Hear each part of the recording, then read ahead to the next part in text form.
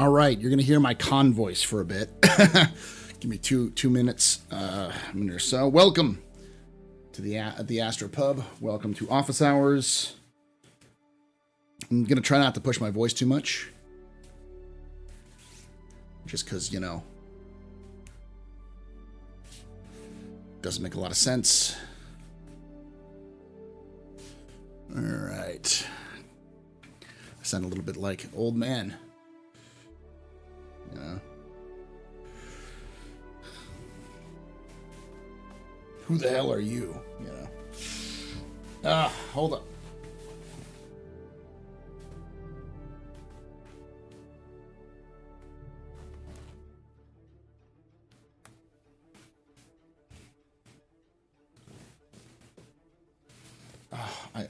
I love the absolute cringeness that is I Held the Line, because the way it's been presented is I paid money while we still needed more time on the game.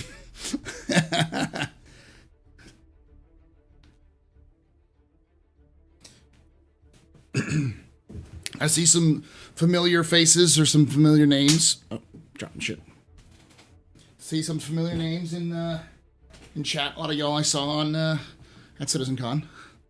So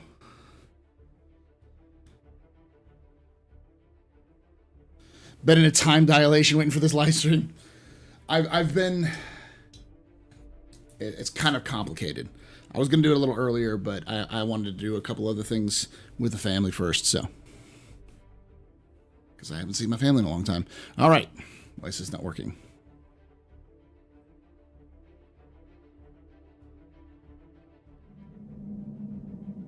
You can take away my spaceship. You can take away my space suit. Oh, it's because it's the wrong one. Hold on. You can even take away my space lasers. But you can never, ever. And I have my helmet. Space game. My helmet's still packed.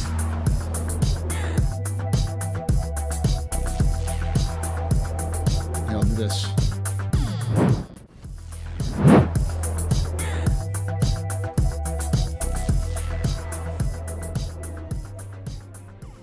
Ferriquare just resubscribed for 45 months. Hope your trip back was great and glad to hear you had a good sitcon. Yeah, it was pretty good. Alright, we're just gonna do this for a bit. Spaceship. You can take away my space suit. Kill me! Yeah, I know. But you can never, ever. Inner Hype was there, too. Game.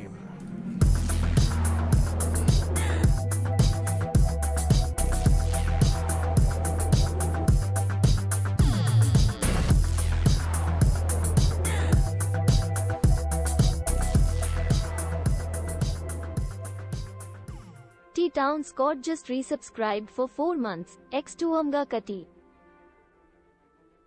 Oh, thank you so such. You can take away my spaceship. You can take away my damn it, space see that. suit. You can even take away my space lasers. No abuse. But you can never, ever take away my space game.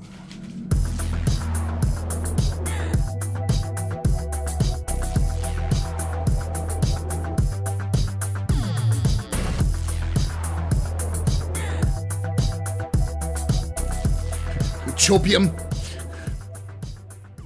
Siciano has subscribed.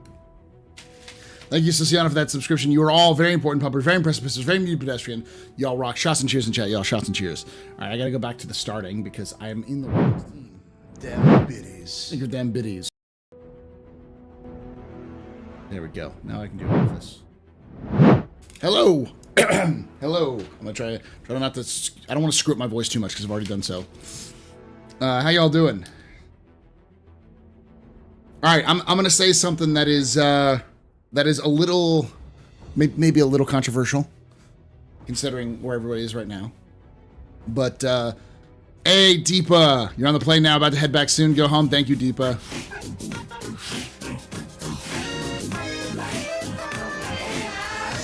I don't have my helmet. It's still packed away.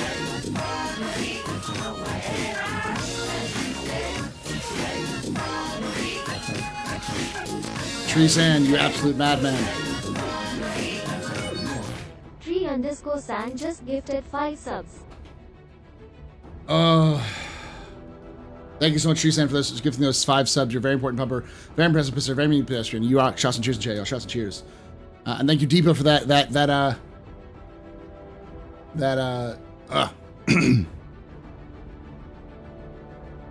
I gotta do this. Hold on. My voice is gonna go in and out like that for a little bit. So, for that VIP, it was good to meet you as well at CitizenCon. Them bitties. We need a petition so Sig will work on this use Mark 1. Yes, we do, Doc Platypus. I don't think it's gonna happen though. Thank you for the biddies. So it's not, as far as I know, it's not sick because I don't feel sick. I just, my voice, you know how, I call it the con voice. You know how sometimes you go to a convention, you have to like speak very loud for very frequently for a long time, and your voice just gets shot after a while. It's not really, I mean, maybe crud, but because like I don't feel like tired or anything like that. I mean, I'm tired because I didn't sleep, but I don't like feel like sick.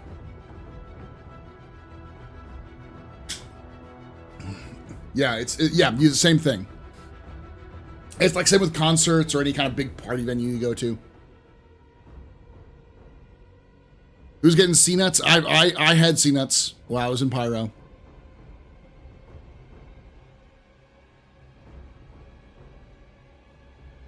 I'm just staring at the camera because I was in Pyro. Some of you in chat were as well. I know, but...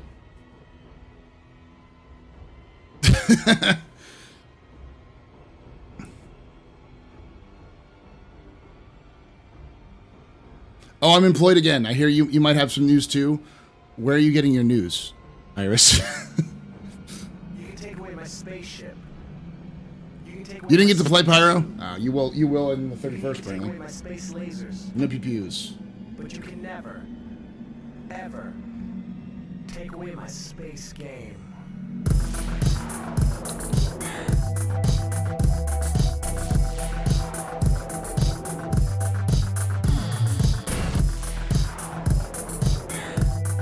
CD's nuts. Yep. Dark_Spike_FF just resubscribed for 10 months. Pub cheers, pub cheers. Thank you so much for that, Dark Spite FF, for that 10 months. You rock. I'm not going to do too much. No, that's just Mike. Mike was the only one who got his paycheck. So what's all this about holding the line? You take a line and you hold it.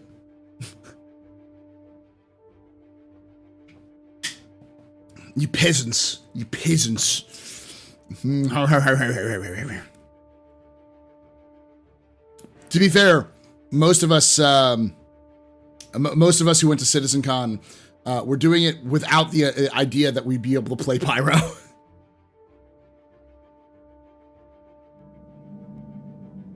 You can take away my spaceship. You can take away my space suit. You can even take away my space lasers. But you can never, ever take away my space game. No, I'm serious. I don't think I'm sick. Like, it's more of a like a. I've been sick recently. This doesn't feel like sick. It just feels like my throat is shot out because I cheered too much. T4R Get Drone just resubscribed for 26 months. I'll answer all of these questions once people stop throwing money at my feet. Don't worry. There'll be a lot of people who will be able to play Pyro on the 31st. I will say this to start off with. I talked with a lot of CIG devs. I heard a lot of things. The most basic of them is that the preview that they're going to be releasing on the 31st for Pyro, it's going to be a select number of people. I think everyone who has access to, everyone who has a ticket for CitizenCon will get, I've heard they will get access to it. It's going to be based off of a code system they're going to use, or something along those lines. Yeah,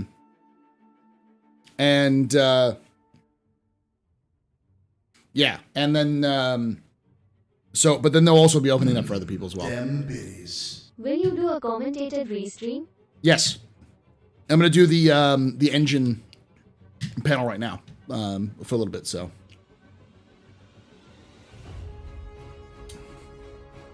You said Pyro would be playable at CitizenCon, and chat doubted me.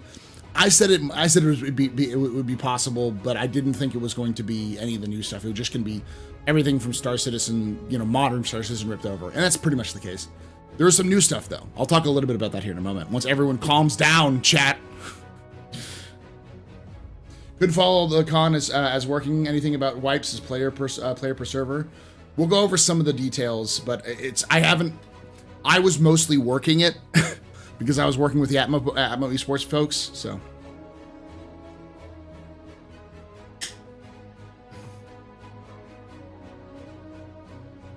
Thank you, Luna, for that $10.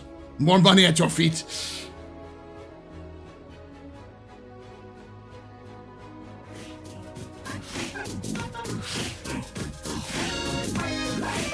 Tree.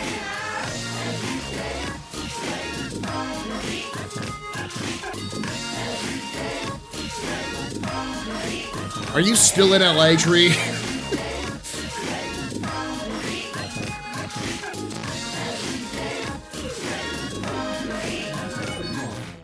Thank you for giving us stuff there, Tree. You all very important puppers, very impressive visitors, very neat pedestrians. Y'all rock. Shots and cheers in chat. Y'all shots and cheers. Ugh. Things will not calm down. They will, in fact, calm upwards. Squadron 42 hype. Yeah. Hey, a tip. Anonymous tipped $5.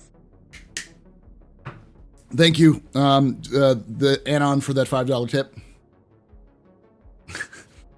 Thank you, War as Heck. We shall not calm down for that $4.99 super chat. Oh. I asked some of them. I didn't get to see enough people to get all of those questions answered.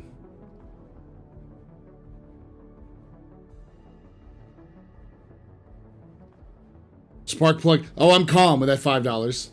Thank you.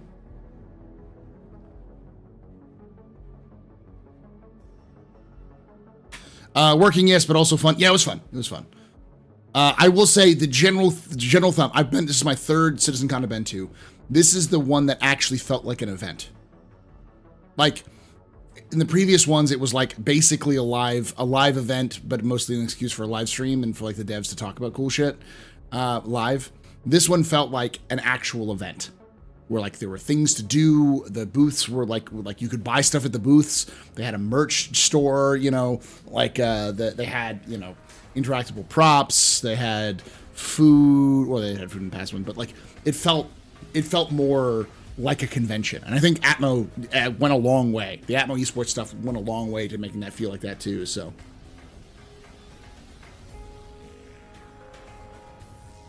It felt like a thing compared to previous ones, which didn't feel like a con. It didn't feel like cons. They felt kind of off. So I'm feeling good, but my voice is shot. So yes, I did. I think right now it's probably just a temporary thing, though it could be like an announcement. That'd be a weird day. That's December 31st, it said 2023.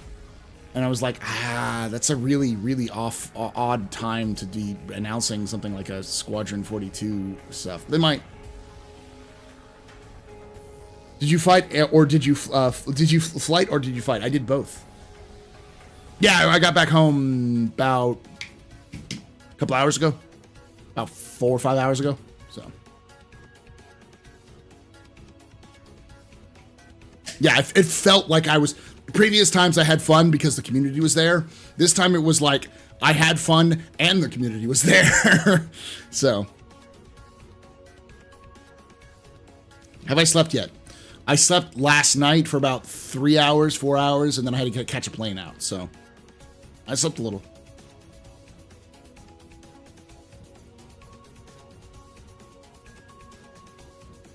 Yeah, we did use a Vandal ship for the first one, and the reason why was because there's other things. I'm not gonna sit here and be like, it's Star Citizen on us. So it's like there's just not quite enough there to really make it more reliable and like more controlled that we wanted it to be. But we took what we had and we fucking ran with it, and it was fine. Did I meet Chris? I saw him. I met Sandy. It's not the first time I met Sandy. I met Aaron Roberts, John Crew. I talked to John Crew, and John Crew said he wanted to make a taco truck. And I said, I want you to make a taco truck, John. Don't let your memes be dreams. Do it. So.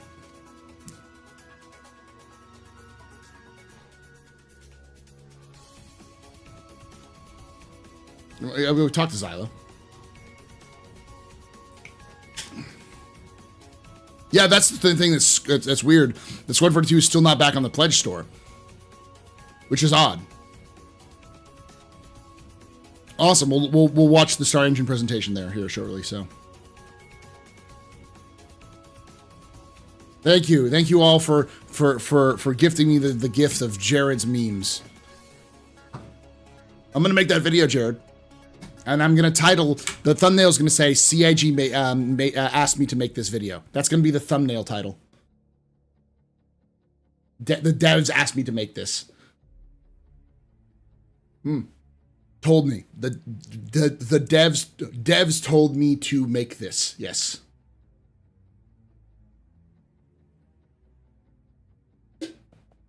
Is it true that Avenger 1's stick broke and he beat 2 people? I don't think he broke a stick and just went around killing people. There were sticks that were broken.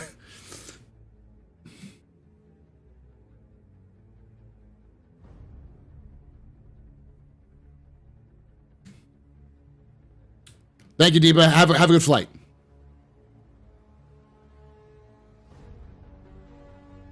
Who won? So we didn't have enough time to finish everything because of a bunch of different issues. But basically, it was Avenger 1's team and Gab's team. They were like the last 2 stops. It was great though. Like there was some intense competition towards the end. So.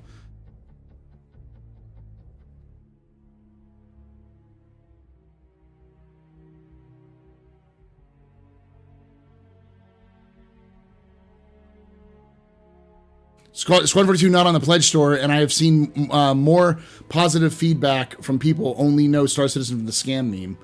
Yeah. Oh yeah, no, my controversial statement is going to be that I don't think Squadron or Star Citizen CitizenCon was bad, but I don't think it was as hype worthy as it should be. Like base building is great, but like look at me, chat. Look at me. Do you really think that CIG is going to have base building out in 12 months? Like, seriously. Do you think that... Like, that's not going to happen. Like, I love you, CIG, and prove me wrong. Please do. But I don't have faith. Not for that. Not for that pre-rendered tech demo. Like, pre-rendered video, you know.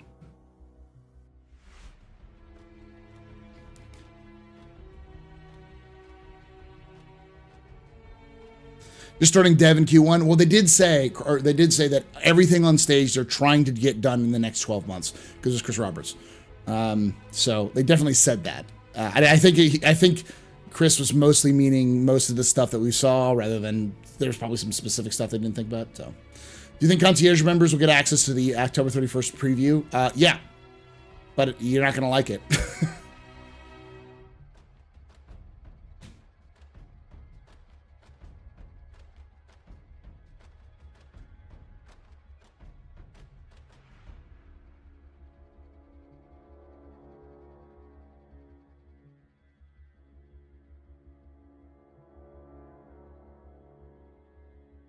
It was nice that they have plans. Like, they obviously have the models. They obviously have, like, directions. Like, that's good. That's a solid start, because now you know what's going on. So, yeah, I saw Asmund Gold saw the Squad 42 video and liked it, and a bunch of other people doing it. It's the Squad 42 stuff has hit the mainstream, which I knew was going to happen when they started promoting it, and I cursed CIG then and there before we even knew Squadron 42 was going to be announced, or like at least that they entered beta. So I will take the L and say I was wrong about the date, but I am glad I was wrong about the date announcement, because if y'all remember, I said I think they're going to announce it for 24 and then they're going to delay it to 25. So instead of delaying it to 25, they just didn't announce it for 24, so it's just nice. So, oh, I was fully amassed, fully. It was my internet penis was fully erect when I saw Cal Mason talking about Xi'an cargo ships.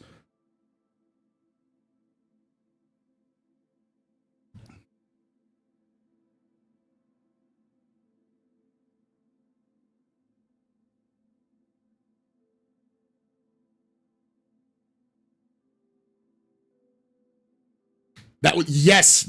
So all right, I'm gonna pull it up and I'll show you. All right, we're gonna watch the engine, the star engine thing real quick. But I will pull up the the video, the Squad 42 video, because it's absolutely exploding all over your face. Like,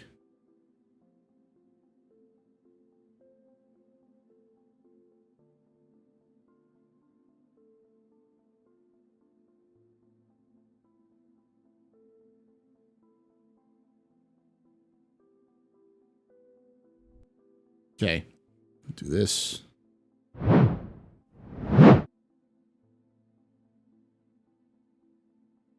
Get the right one. It's further down the way.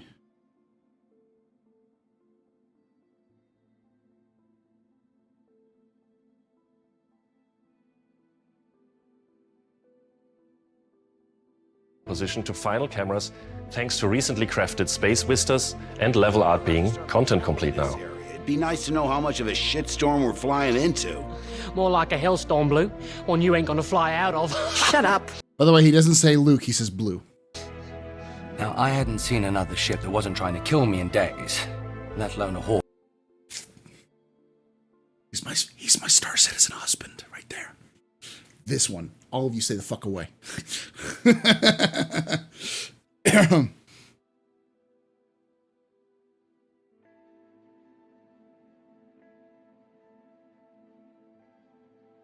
Blue is a nickname they use for Navy. It's what outlaws call them, Navy. They call them Blues.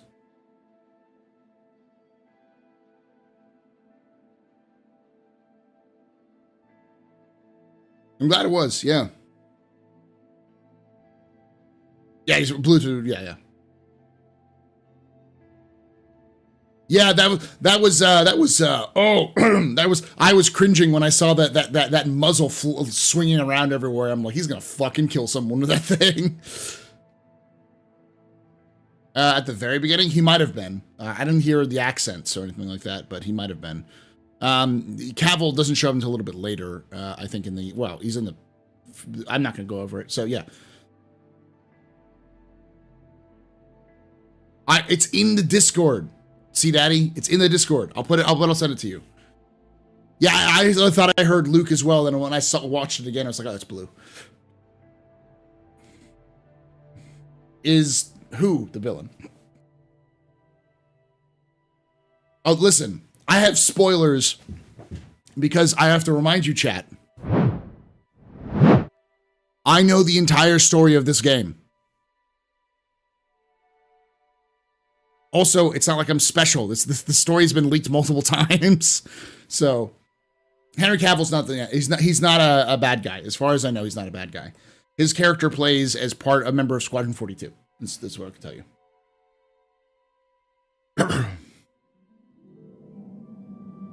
You can take away my spaceship.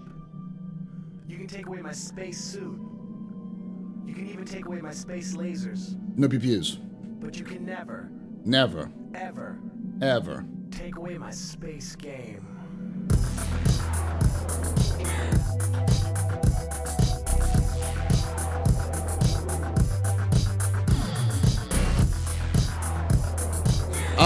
Jack Houston is the name of the actor who plays him.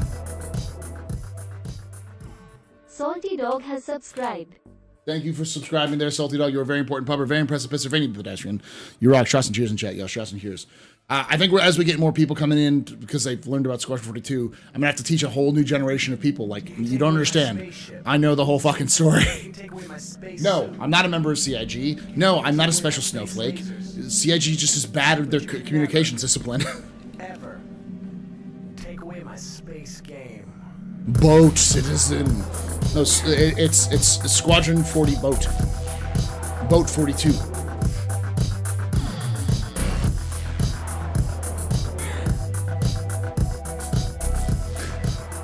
Squadron 469 is the nice guy squadron? I don't know. Zant just resubscribed for 5 months. Congrats on being CitizenCon famous Astro. God fucking damn it. Thank you. Them I know I don't have to cheer, just want to support. Thank you. Does Thank you. Polish mean Vandal in Pusoon? Does Polish mean Vandal and PU soon? No. I don't think we'll see the Vandal until Squadron 42 is out. That's one of those things I do think that they're going to hold on to, mostly because they want to have that impact. What Chris said about everything that was shown off before was more like, hey, there's nothing that's holding it back from Squadron. Like, we're not going to hold stuff back, because it's in Squadron. I do think there are some narrative things they're going to hold back, like the Idris and the Titan suit and the Vandal stuff. So yeah, that's what I mean. Like, Isogen's entirely right. The CR leaked the entire story, the entire details in interviews multiple times when he first started promoting it. So yeah, he's the Boardwalk Empire guy. Yeah. But you can never, Never, ever ever. take away He also my worked space. with Chris on Outlander. That was the Beowulf in space thing. Yeah.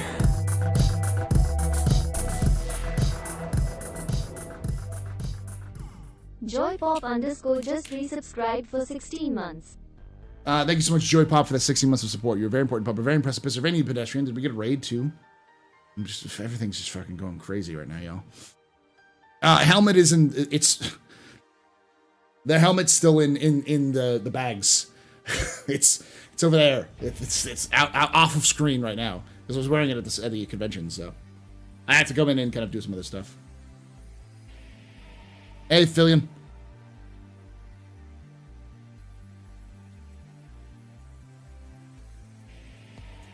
Yeah, the other says someone come back and put back after, so yeah. This might be asked, but how tall are you? You look short in that interview with Tomato and Morph. I thought you were taller. I'm 6 foot. I'm 6'1". Tomato is about the same height as I am, and Morph is 6'5". So.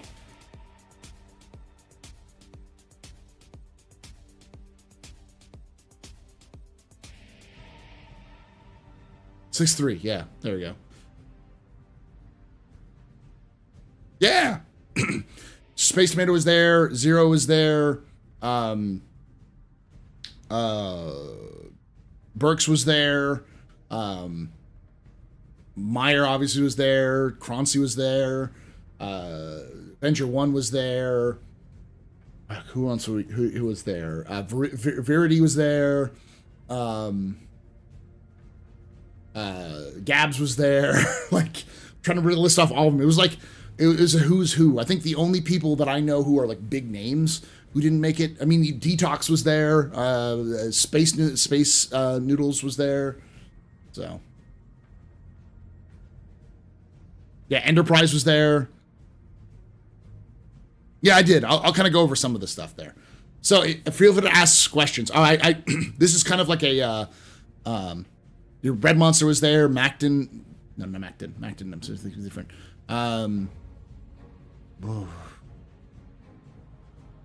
Yeah, there's a lot of folks.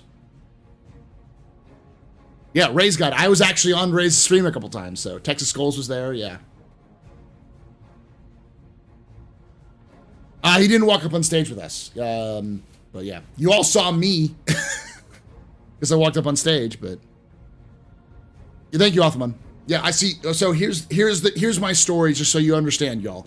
If I make a statement that's factually wrong, or I say I don't know something and you know it, feel free to say it, because for about half of the convention, I was with the Atmo Esports crew, and I was helping them out and doing my best to not die as bad. So, yeah, Soul Citizens were there, yeah. So a lot of us who were doing the Atmo stuff, like Croncy, Meyer, Zero, Verity, we don't know a lot of stuff because we were focused on that stuff. So we saw a couple of them, Well, we didn't see all of them. Like we saw the opening one and the end, obviously. So.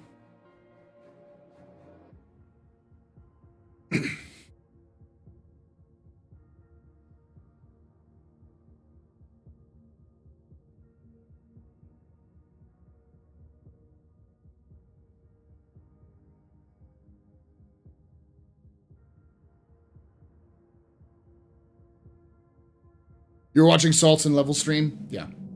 You can take away my spaceship. You can take away my space suit. You can even take away my space No, laser. I used to live in Cali. I was born and raised in San Francisco. Well, the Bay Area. Take away my space game.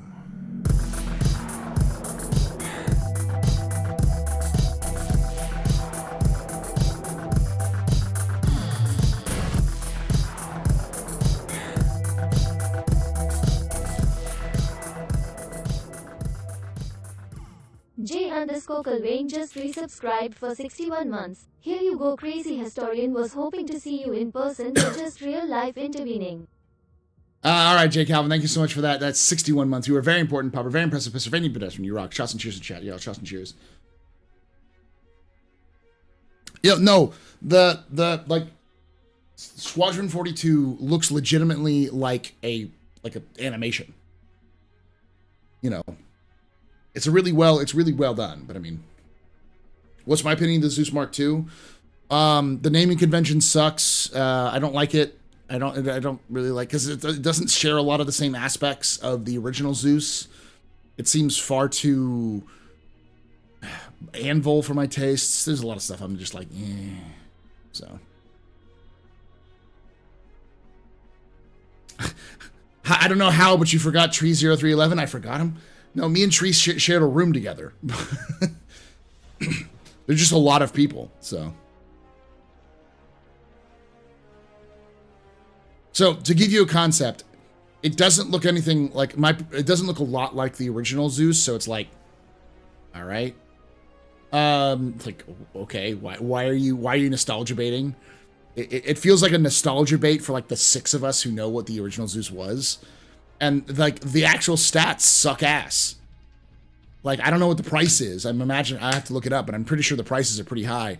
But for the cargo capacity, it's like, you get a fucking Freelancer Max. You have better guns, and you have more cargo capacity with a Max, and it's cheaper. Like, I'm pretty sure. So. Drinks all around.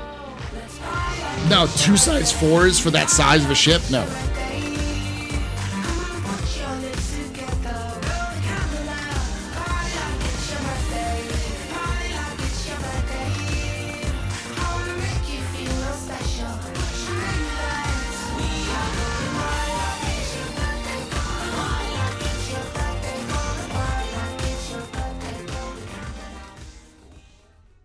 Dr. Zero Nix just got a sub from the First Tasty. The First Tasty gifted a tier 1 sub to Dr. Zero Nix. Thank you for gifting that sub there, First Tasty. Gifting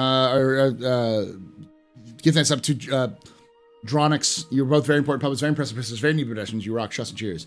Jake, I have to work tomorrow. Like this is your time off. I know. You did a really good job, but I got to go back to work on Tuesday, so that's why I had to go back, so.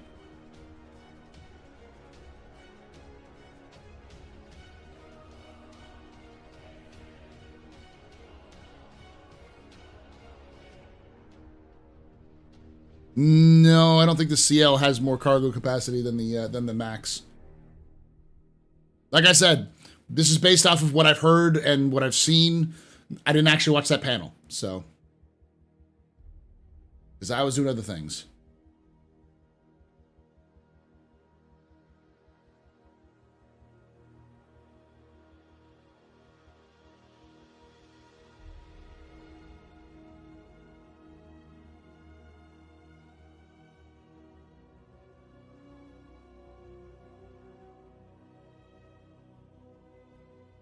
$128 SCU, and it costs $135. I think, yeah.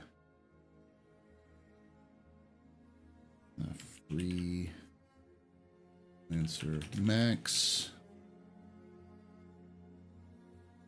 has, I think, the same amount. It has 8 SCU less, and costs a little bit more. But it'll probably end up being about the same because it's 135 versus the 140. So it's only $5 more to get the Freelancer Max. And you get 4 size 4 guns. And a turret. And the range.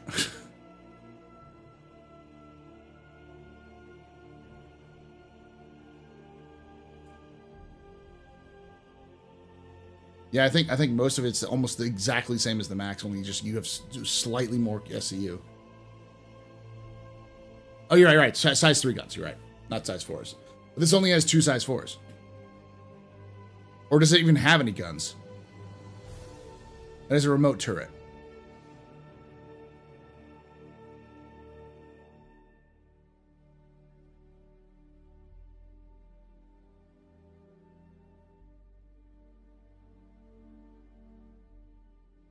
Oh, and the actual credit is about the same. It costs the same in credit as the Max does. It has a remote turret.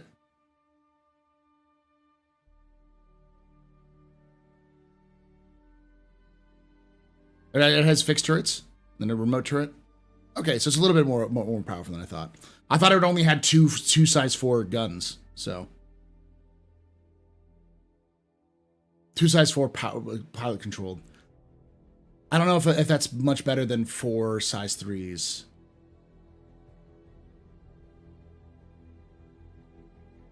I don't think so, y'all. There's also gimbals size 3s, yeah.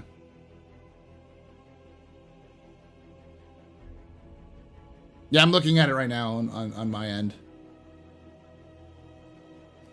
Like I said, I haven't seen any of this. I've been too busy. Like I literally got home 4 hours ago. I've been out doing stuff, so I haven't been spurglorging over everything with this one. So I apologize if I get some stuff wrong. But full RSI tech specs. Okay, produce brochure. They actually give us no. It's like, did they actually give us new lore? No. Jared. No, I gotta strike with irons hot. Let's go. So the CL has 2 one size oh, okay, so that's the question. Does that mean size 3 as in 2 size 3s, or a size 3 remote turret, which means it has 2 size 2s? That's a good question. No, you might know that. And that's two because that's fixed, and this is a remote turret. My guess would be 2 size 2s. And it doesn't have, it has 2 size 4 missile racks, but yeah. It's comparable to the Freelancer Max.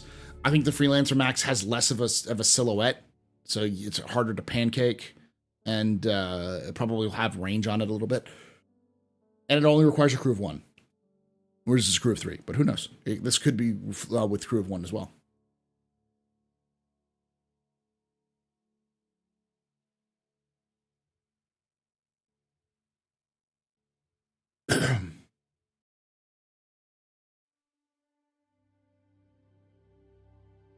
There's more guns on the MR, but there's less storage, and there's the other things like that, which is pretty cool. I'd say the MR is the coolest one of those, just because it's a bounty hunter ship. It's a medium bounty hunter ship, which you don't have a lot of. It has more guns. It has personal pod storage. It has an armory. It has an EMP and a quantum dampener. So it's like, yeah, it's pretty good.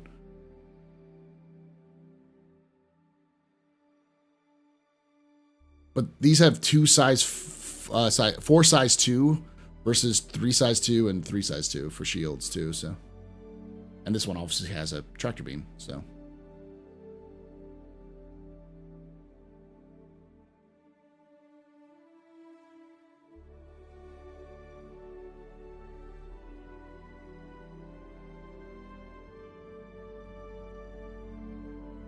Gimbals no longer reduce the size by 1 anymore. The question becomes, though, is the gimbals, is the actual, like, gimbal, when they say a size 3 turret, Does that mean that there are 2 size 3 guns? Does that mean there's 1 size 3 gun? Does that mean there are 2 size 2s, 1 size 2? Because like that's still the one of those things that's I think a little bit in flux. Because while I've heard that it doesn't go down, I don't know what a size 3 remote turret means.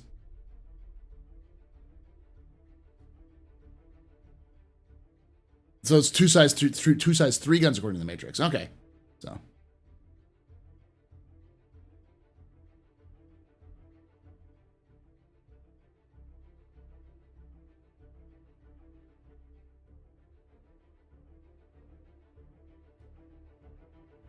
You built the stats page. So C-Daddy. All right, C-Daddy.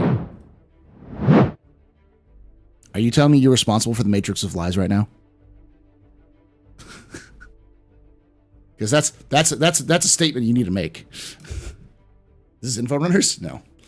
But the thumbnail on YouTube is because I couldn't find anything else, so I put the Zeus on there, so a lot of people are talking about it. I don't think it's pilot controlled. I think it's remote controlled by a passenger. So.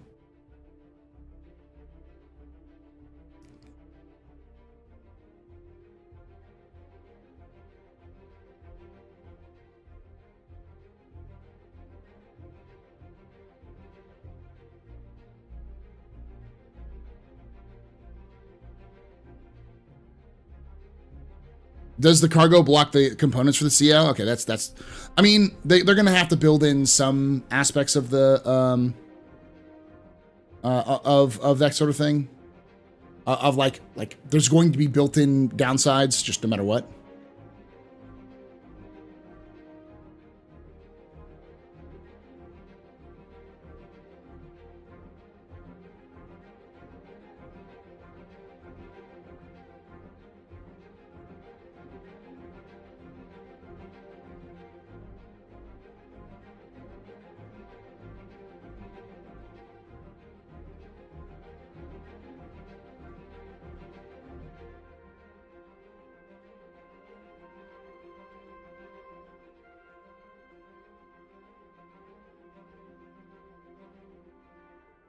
Reading through some of that stuff, though, yeah.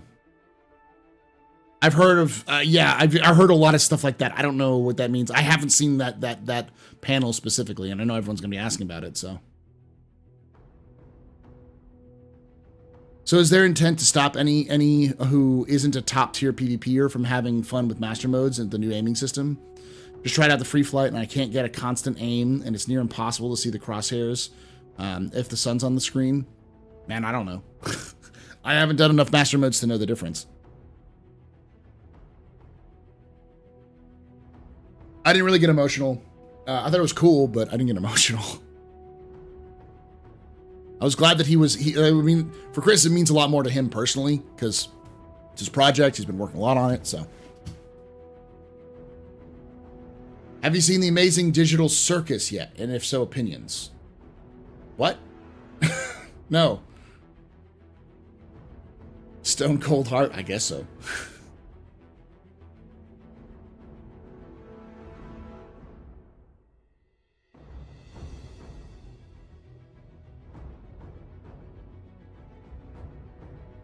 I'm 100% sure you covered this, but I'm sorry if you think the ST was shown for the stats. I mean, is Burks 5'3" like he said? Yes. He is a very small man. No, he's I've seen Burks enough knows he's about the same height as me. I think he's a little bit shorter than I am, but not much.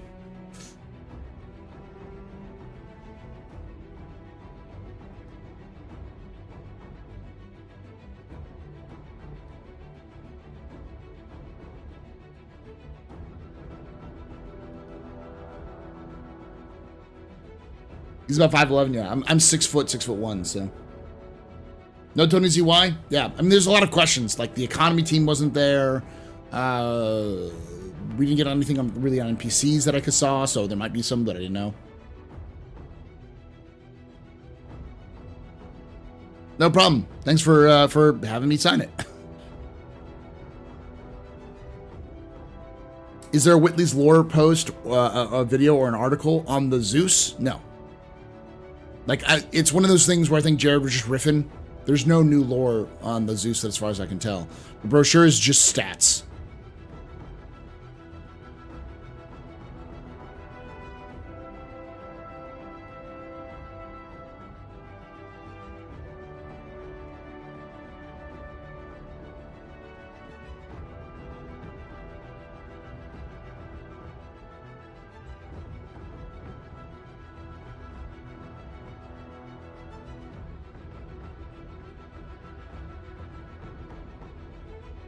Yeah, it's not much. I'm looking through the lore. It's not much. It's just an updated kind of homage to the Zeus. We don't know who built it.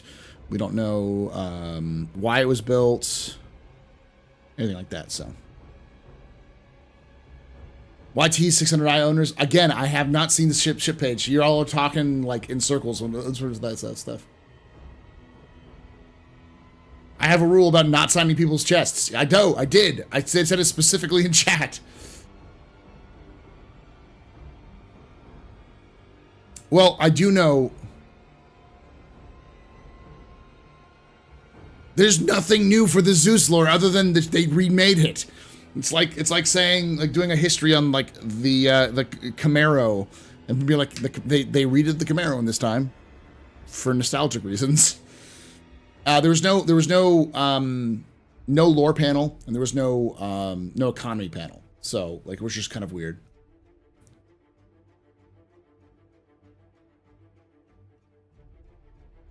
FYI, I still have your coin from the CitizenCon in Dallas. You mean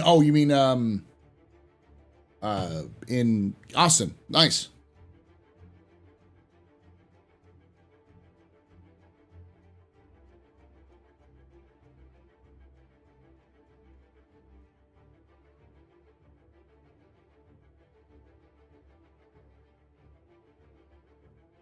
Oh, they're releasing the 600i lore post on it?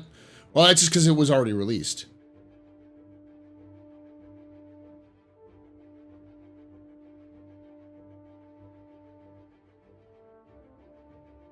Somebody not typing on the phone, explain to him for me, please.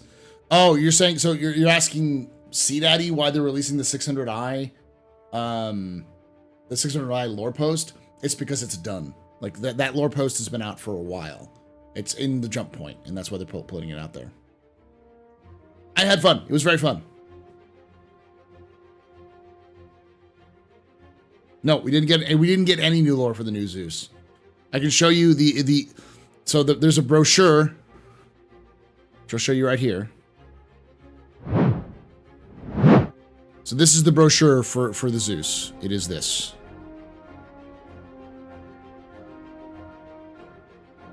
That is it. If you go to the actual...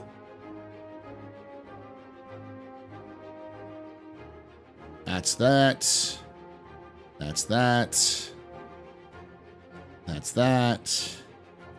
And, like, up here, this is all referencing to the old lore. Undisputed role in humanity's conquest of the stars, originally prototyped in the early 2100s as a commercially viable transport utilizing a streamlined quantum drive. The ship had a rocky start when early test flights went publicly awry. By that meaning exploding right after launch. Luckily, this would be a legacy that was eclipsed by the subsequent efforts of Navy test pilot Michelle Soleno and her handpicked squad, the original 999th Test Squadron, which was supposed to be a temporary like naming convention that they just stuck with them. Who worked with RSI to redesign the Zeus's hull before successfully completing the historic test flight in 2137.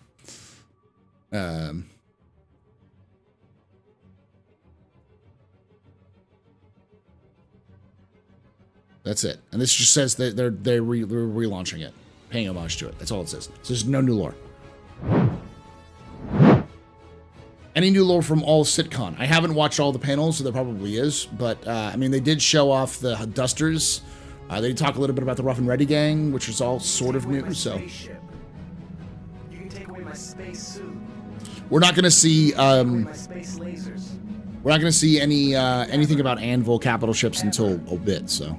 Take away Just in my general. space Like, no game. capital ships in general.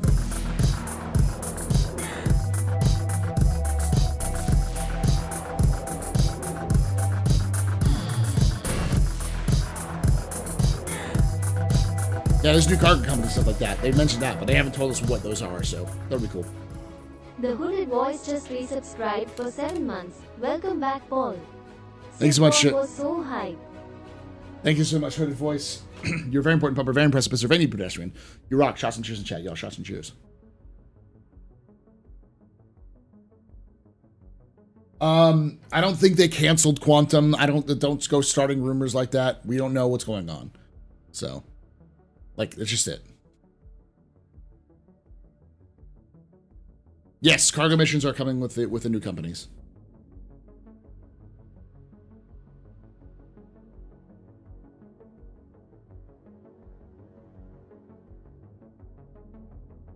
Did they say we're getting a concept ship? I don't know. I haven't seen. Yeah, I like the new QT drive stuff. I know that's kind of divisive. Some people think it's Stux, and I think it looks pretty good. But CitizenCon was very Squadron 42 focused, which I'm glad that they were focusing on the content that they were pulling from Squadron 42 more than just focusing on Pyro, because if they focused too much on Pyro, that would be like, hey, look, it's the road to Pyro for the 4th year in a row. Still was, but you know. I did see the server meshing demo. That looked cool.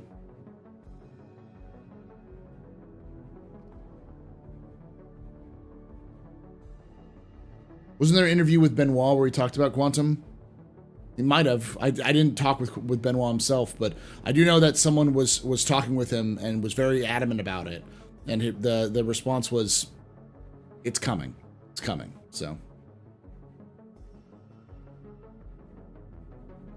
Oh, you're talking about like the Super Cruise. Yeah, the what is it called? The Quantum, I think it's called Quantum Cruise, right?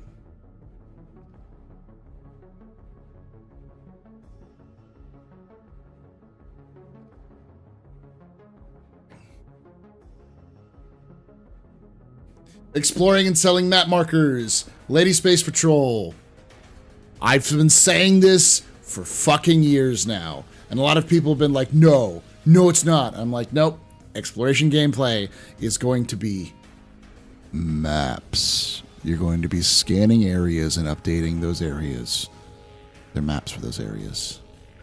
That was always what's going to be. And now they actually have gameplay for it. Do not doubt. Listen, that got the biggest cheer out of all of the events. The event was the fact that the maps worked.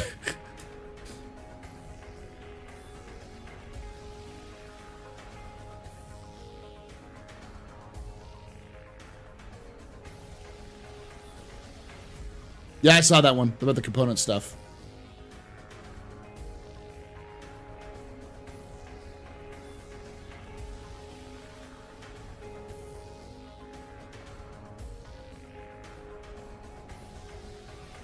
Thank you, Research. I saw that, though.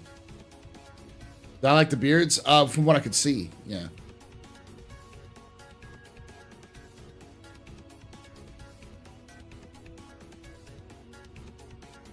You can put a map marker on my chest.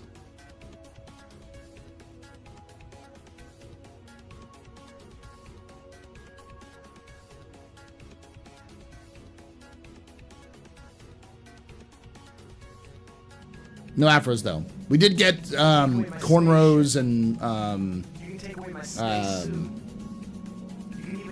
dreads and a couple of other different kind of things were pretty cool. But you can never, ever base building recipes, that's true. space game.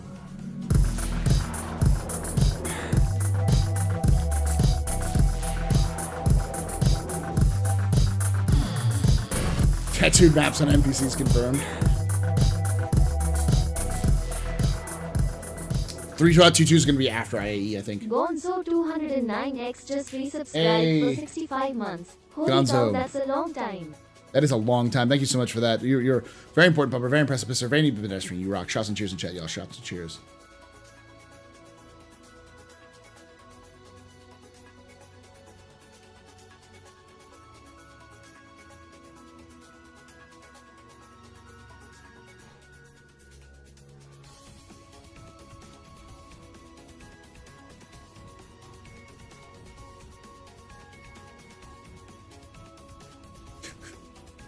Thank you, Major Star Stuff. Hold on. So my good friend Jail did a video, which we're gonna watch right now, and you're going to go watch this right now as well because Jail deserves more views. What are the Van? Jail is one of the members of the Lore Citizen podcast and is getting back into doing some cool stuff. I'm gonna post this in chat. You will all watch this. You will all give him views right now. You're gonna watch it with me, and then you're gonna watch it on your own because I want you to do both. Okay? Okay? Y'all got that? Yeah, we're not going to have afros because they wouldn't fit in helmets. That's the only problem. Like, yeah. You might have, like, the small poof ball afros or something like that, but...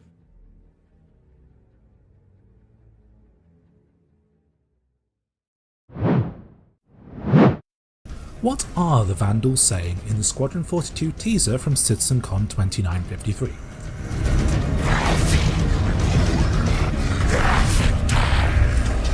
Well, we don't know, because the language guide has yet to be released, but we can look at what we do know about it.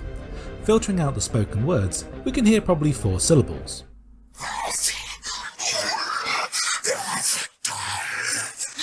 In previous videos, CIG have revealed the Vandal alphabet. An analysis of this content by actual linguist Tuomo Sipilä, linked in the description, can help us transliterate it. Personally, I think the most likely transcription of what we can hear is something like Waf Kul Yath Dal.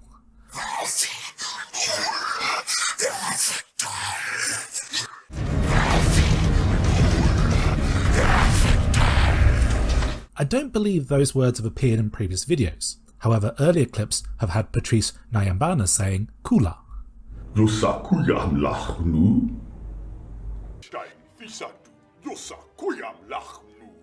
Maybe that's what's said here, and the is just getting a little bit lost in the mix.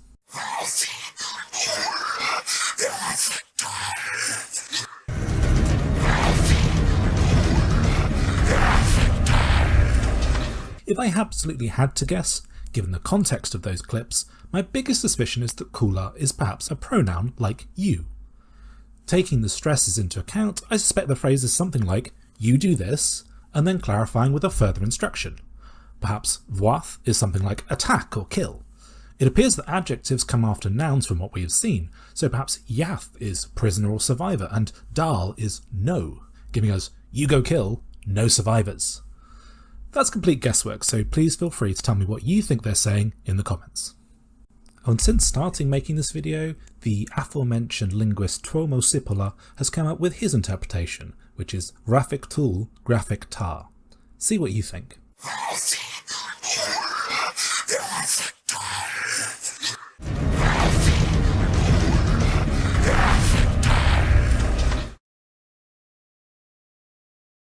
I don't have to intro this. Mike. 1 hour ago reacts, so.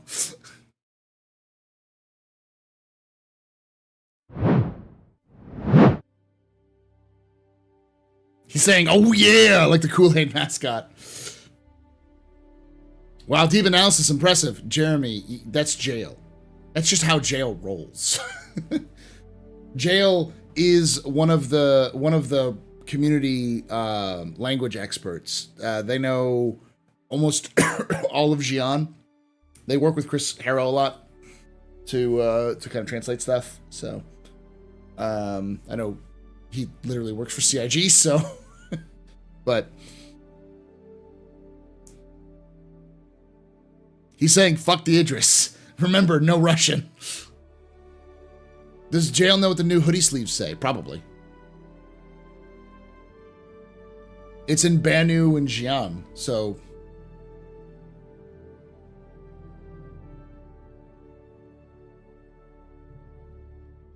I'm here for Fry Tavarin.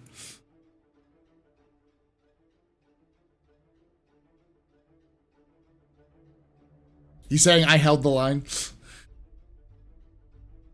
All right, so let's watch the. All right, so let me do some brief stuff because I do want to get into some of this stuff as well, like for it's like the videos. But I will say the brief explanations of the stuff that I heard at CitizenCon from CIG devs and from like when I was around there and watching what I did. I did like the event. I've already said that. But there a lot of the stuff that we saw is planned for 3.22, and 3.22 is coming out before the end of the year. The October 31st preview of Pyro is going to be very similar to what we had at the floor for CitizenCon, and there is some things. I'm going to do a video about my interpretations, my impressions with Pyro, Because like fucking solar flares, holy shit. So yeah, solar flares are in the game, and they suck. They suck ass. They are overpowered as hell. They are the new asteroid. You're just gonna die.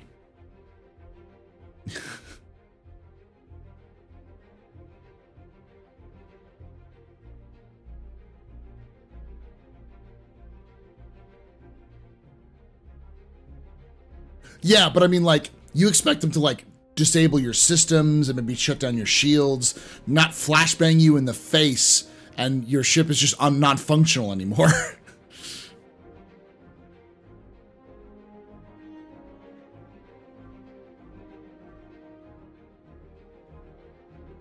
I didn't see your my held the line joke earlier. I thought it was funny though. 30k or solar flare, what's worse? Probably the 30k, because with solar flare you just respawn. So radiation, Paul. I need to talk to a dev about radiation and units of measurement for biological damage. You do. It doesn't kill you. I'll say that. I don't think it kills you if you're in a ship, but I do think it disables the ship entirely. It was my experience.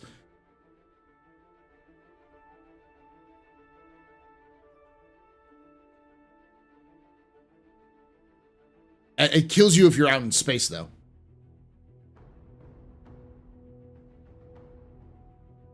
Next year's storm will be people angry they can't play Power 2023 while Wales and Evo do. Yeah, probably. But it's important to note that it's going to be a preview channel, so it's only designed to test. I don't know how long it's going to be, but what I did hear about it is that it's done. That preview channel is good to go. It was going to be, they originally were planning on releasing it like now, but they decided to give it a week. Like it was ready to go right after CitizenCon was done, but they decided to give it a little bit more time so they'd have more time to kind of do other things as well. So, not in my experience. We didn't have a ton of time doing solar to play. I think we had I had 15 minutes to play. So, yeah. It's cool that they have it working in game because that was a nice little random effect, but I had less than 15 minutes because they had to reset the servers. I got in a little early and was able to do a little bit of because I was at Mo Esports, so I got in earlier than I got to skip the line. That was nice. And was able to play a little bit when they had to do that stuff. How was the FPS? Garbage. It was absolute fucking garbage. And I mean that in the most like Star Citizen way. It is the current build in Pyro, effectively. The HUD was the same, the interaction systems were the same. There were new assets, obviously, again because it's Pyro, but there was a lot of stuttering. There was a lot of like the server was struggling because it was only one server and it was just garbaged up 100% of the time. So. Oh, hold on. Let me get that. Did you get him? Oh, Q-Pen got him.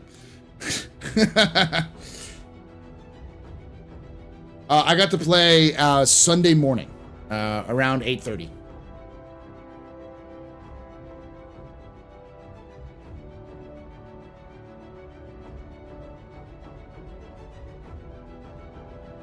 They're going to offer those demo machines to players? No, because those demo machines are they're from a company that does those sorts of demo machines for conventions.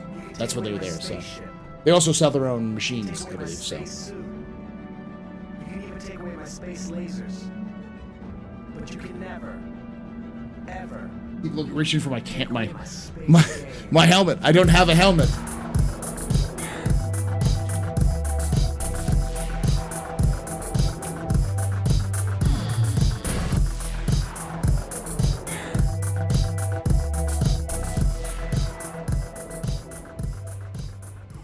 Nelly Fat Fingers has subscribed. Thank you so much, Nelly Fat Fingers, for those that subscription. You are very important, Papa. Very impressive, Mr. Very pedestrian. You rock. Shots and cheers in chat. Yo, shots and cheers. Hey, Dog Demon. I'm gonna 100% credit Disco Lando for this ridiculous number of viewers that I have right now because of that shout out. Thank you, Disco. Also, no, but I will.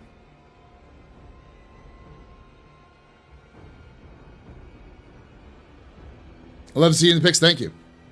I think we caught you a little bit there. Weren't you there, dog? What kind of server performance improvements do you think replication layer could yield? Not much. I mean, I think they said something about server performance being a little bit better, but I wouldn't count on it being impressive, because here's the thing. Everything they're doing in the back end right now is mostly focused on getting that stuff done. So it's not really a performance boost. It can do some performance boosting, and if you read the monthly reports, they talk a little bit about how they think they can do some performance boosting from back-end servers through it, but it's not a guaranteed. So a lot of the stuff you're going to see for performance boosting is going to be stuff for the, engine team and other things like that. So the guy at Asus Booth said they were selling those screens for 40% off at the con. That's cool.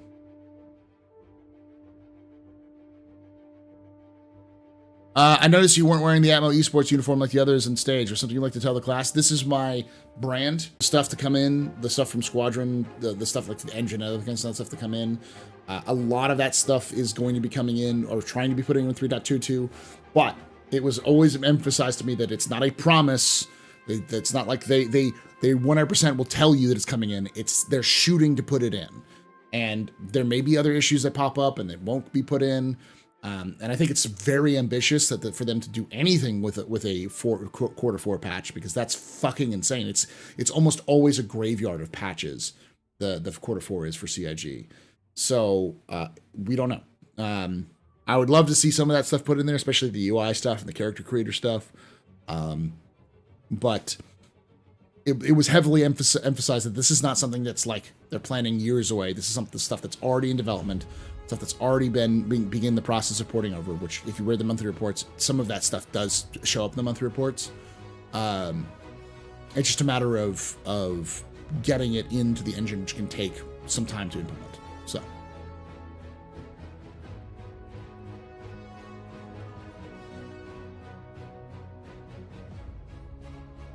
Yeah, I got the pin for the Zeus pin, which I thought was pretty cool. I got a new mega mouse pad for my stream, which I haven't put up yet. And I got a shirt, obviously, because shirt. And I also got some new JRDF merch, so that was good.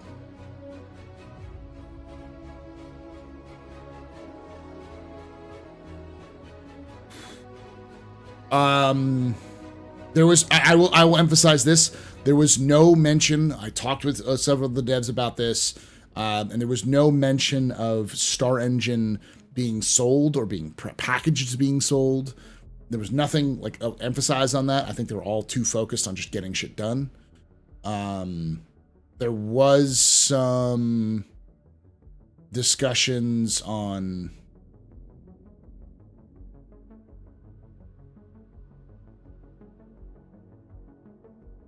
the hair requires new character gen. What I was told is that the hair, half of the hair is going to be in 3.22. So like the male hair styles that you saw are planned and shooting for 3.22. The female model hairstyles will come in after 3.22.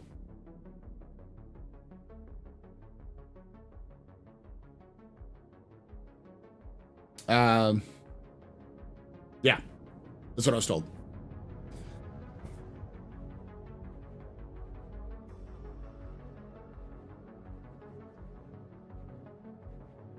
Females getting the shaft, they always get the shaft. The female character models always get the shaft in this game. Some of them are good. Some of them are kind of Uncanny Valley-esque, but they kind of fall into some good stuff, so. I believe the character customizer is planning on coming in 3.22 with like the different new stuff and stuff like that, so yeah.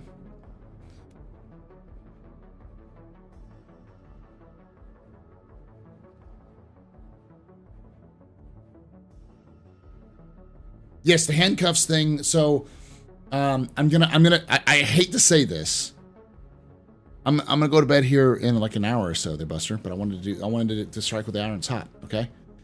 Listen, Buster. There are 262 people watching me on Twitch and like 150 on YouTube. I'm gonna strike while the iron's hot. And people want to know. The people want to know, Buster. Not everyone was there.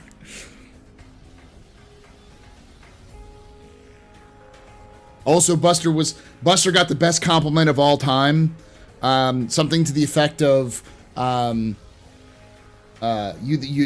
that mad girl on the podcast or something like that. You're the it's like, yeah. Also, yeah. So Buster managed to find Sean Tracy and lost it in her hostile costume talking with Sean Tracy. So I'll do my best to look at the questions, but I don't know.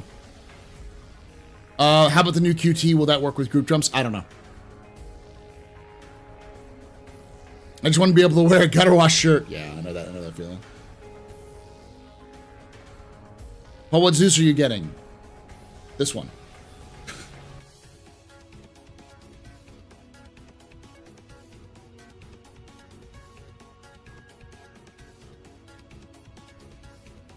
I looked directly into Todd Pappy's beautiful eyes. I paused him from getting his drink.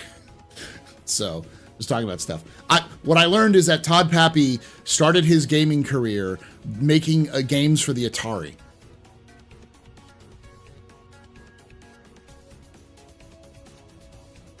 Also, I did confirm that the company that Aaron worked with or founded or whatever that made the Lego games, that company did make the Lego Star Wars games. So, which Atari? I don't know which one. But the way he referenced it was 1980s or 1990s. Like late 80s. I think it was 80s. So.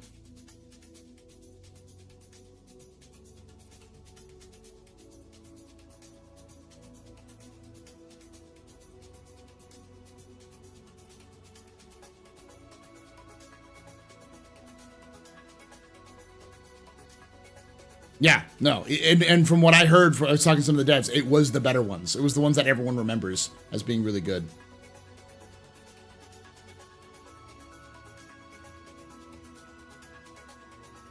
Zane's fantastic. I mean, everyone's talking about like the Zeus. And people forget, I haven't spent any money on myself for Star Citizen since like 2018. Whenever the Tonk came out, the Nova Tonk. So I've heard Asmund Gold, and I've heard other people have watched it as well. So, which means I'm gonna have to start doing Squadron 42 lore videos because that's gonna start getting more traction. So. I hope you're all ready for this Saturday when I release the Battle of Vega. I'll release a context video, lore video about what you need to know about Squadron 42. So,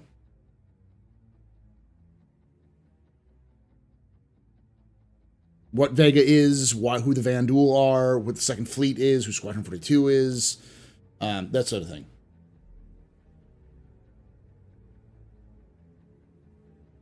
No, they are the same universe, but I've been staying away from Squadron 42 specific topics because I wanted to brand them as Squadron 42 because people will know it as Squadron 42, not Star Citizen. So.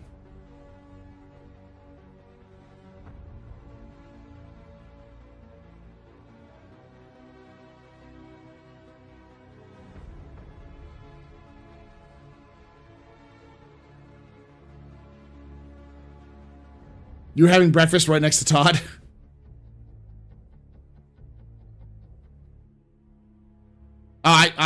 So when Squadron 42 video played, when I saw Archangel Flight coming in, and I saw the Second Fleet, and I saw it say Vega, I was very hyped because I know the story.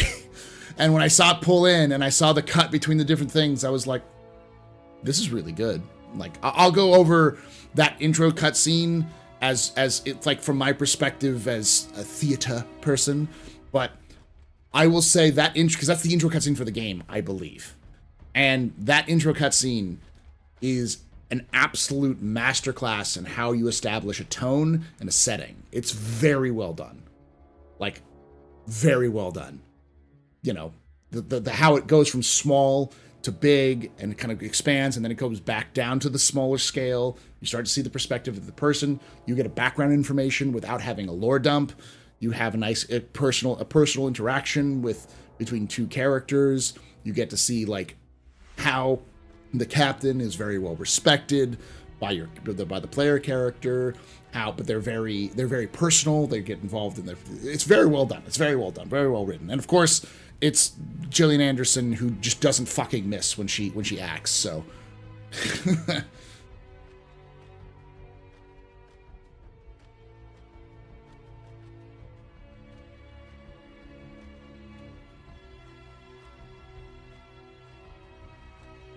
Okay, so I'll go into some of the stuff. Does that mean Vega is done? Not necessarily, because we're talking about the Battle of Vega 3. I always forget which one's which, because it's Aramis and the other one. I think it's Vega 2. Yeah, Battle Vega 2.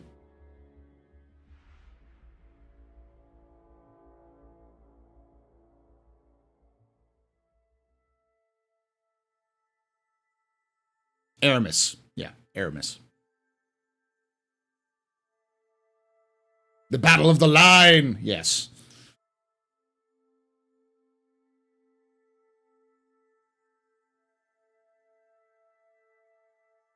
So it's bigger, because it was originally 13 AU, I believe.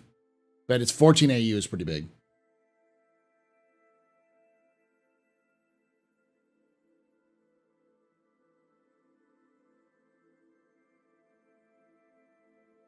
Which human specifically told you they were betraying they're betraying women hairstyles? Name the demon to take its power. I'm not going to put that hex on that person. And it was said in the context of, this is what we hope to be able to get in. So.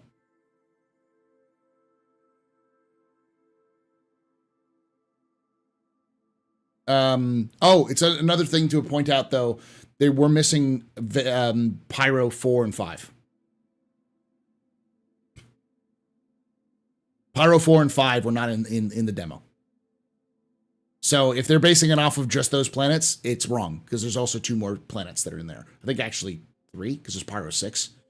So there are more planets that exist in Pyro than there were on the demo. They had some issue. With collision meshes. So like there's some weird shit was going on with those other planets, so they just pulled them out. They now have names. They used to not. Doesn't Aramis have 2 moons in a ring system? I don't know. I'd have to look that up. Aramis. It has 2 moons. Yeah, and it has rings. Yeah, according to the to Aramis to the wiki. So.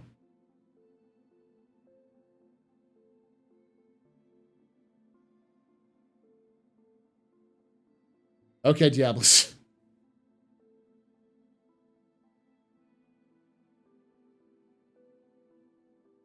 No, it doesn't seem like it was too big, but I don't think there's going to be a lot of. I think there's going to be a lot of performance issues trying to do it on one server. I'm lurking. Tell Cam I'm getting caught up on OFMD. I will tell her. She's also been catching up to it, so. If it's an homage to PSG, cool, I get it. I just find it annoying for Prime Military seeing that. I wouldn't get in trouble for calling female officers if I called female officer or superior sir. I think it's probably a reference to Battlestar Galactica. There's a lot of, even they said it's an homage to 70s and 80s sci-fi. The story is. It's also important to remember that it's 900 years in the future, so vocabulary is different. It's also a universe. It's its own universe. You can take away my spaceship. You can take away Later, my Kyle. space suit. You can even take away my space lasers. But you can never, ever. Yeah, Star Trek had that thing as well. Like, you know, it was actually a point of a notion in Voyager.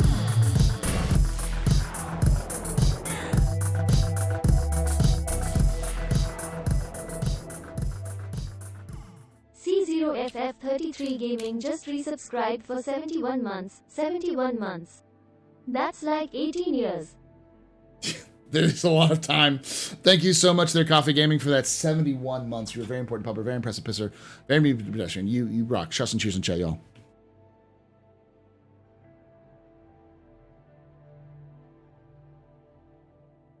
So it can be used universally in officer ranks. It also depends on the military. I don't know enough about the British military, but I do know that there's slang and other terms that are used for the military. I don't know if MARM is also used in as an official like title, so it really depends.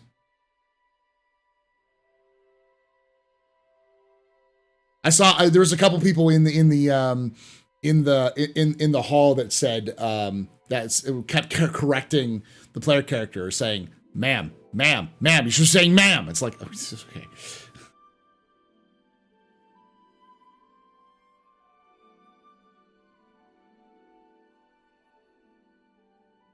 Yeah, I don't know why Jared said something about Nyx or said about some new one. We might get another reveal later on because the year's not over yet, but there were some weird things mentioned though. Hey Ram, how's it going? How long is your flight to LA? About 2.5 hours. It wasn't too bad.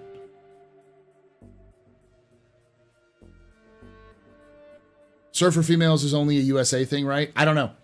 I know it's sometimes used. It's used in media at least. Just as kind of because women weren't in the military positions until very recently, the traditions of saying sir for officers was, that kind of stuff. So I don't know. You think the Zeus Mark II will stay as powerful as advertised upon launch? Yes and no. It will launch as powerful, and then it'll get nerfed, just like every other fucking ship in the universe of Star Citizen has ever done. They always release it and then tweak it afterwards. So don't buy it based off its power. Buy it based off its role. Never buy a ship based off its stats. You buy a ship based off your stats, you're gonna get burned. 120% you will burn yourself by buying it off of stats. Because that's a stupid reason to do it. Because remember, all of those ships, all of those Zeuses, you'll be able to buy them in game. Like, you don't need to buy them right now.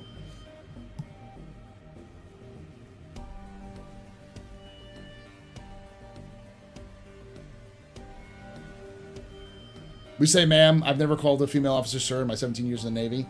I don't know.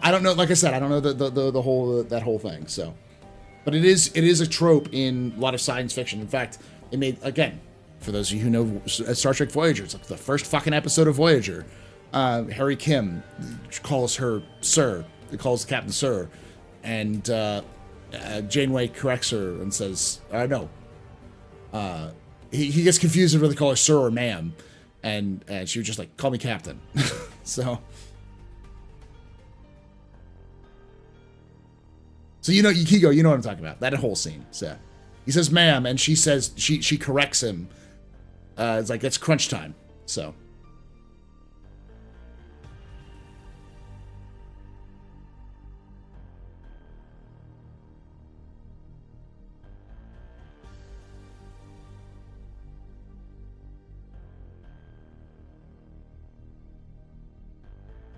It's a game. Yeah, it is.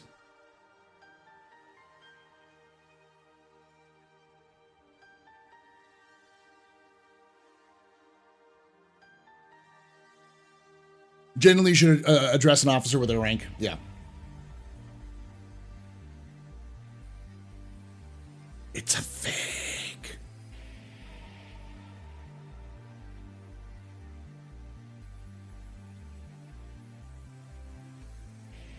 Yeah, it's a trope. As what we'll say is, it's a trope in science fiction media to call every officer sir no matter what. I'd almost guess that the term that it comes from Aliens, but I could be wrong about that, because if I remember correctly, Alien, like a lot of the characters were written gender neutral or written as men, and then were sometimes played with women. I know at least Ripley was. So.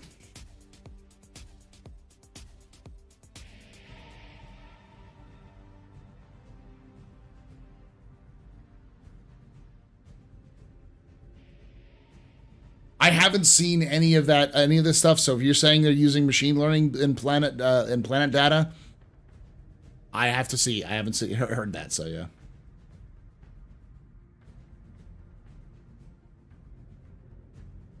I believe it was. I believe they said "sir," because Bobby was called "sir" a couple times.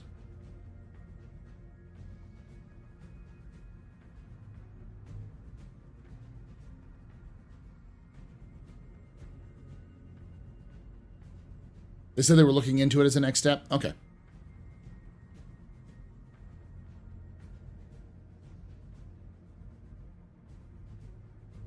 Again, y'all, you got to understand.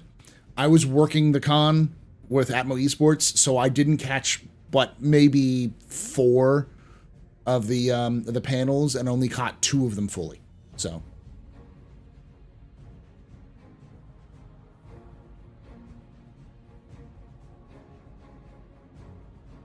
This whole thing has gotten blown out of proportion about ma'am and sir. It's a trope. Like, it's a trope. I remember seeing this trope before.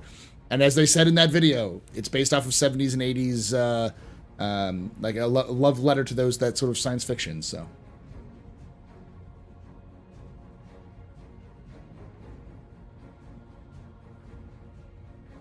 But you can also think about, like, that writing. I can guess that the term "sir" was used more as a kind of to show how uncomfortable the main character is, because it's the captain of the ship. And any Navy personnel know that a captain is a big fucking rank. And so that obviously, and the captain is kind of commiserating with a junior officer, or I don't even think a junior officer, because I don't think you're a lieutenant at the very beginning. You might be, but, you know, junior officer on the flight deck, talking about, you know, trying to get a little bit more personal discussions and stuff like that. So, yeah, captain of a javelin too. This is not some fucking, like, piss pot stuff. So, and so you can see that kind of that uncomfortableness with the main character. And so using that "sir," because remember they threw that in. It's like there's like, oh yeah, with all these thrusters, it's really cool. Sir, like, that's a writing trope a little bit, but, you know, you get that idea. Like, it's to show that they're getting comfortable, and then the captain immediately turns, is like, "I'm sorry, are we having a comfortable conversation?" Be like, yeah. Yeah, 2 chevrons. Well, we don't know what the chevron system is in Star Citizen yet. I don't know the Navy rank systems quite yet, because I don't think they've shown off the chevrons, what they mean. So.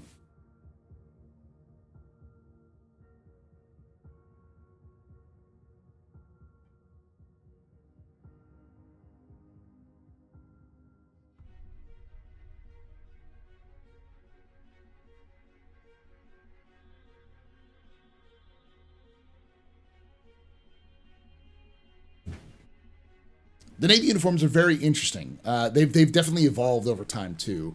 To give you a concept, I don't know if you caught that, but your character's a gunner. So.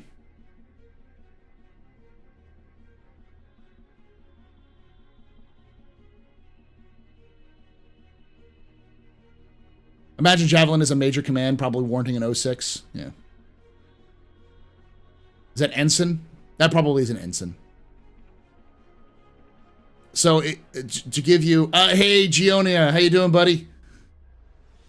To give you context for the, what was I going to say? So for how officers work in the lore, an officer rank isn't always a college level academy sort of thing.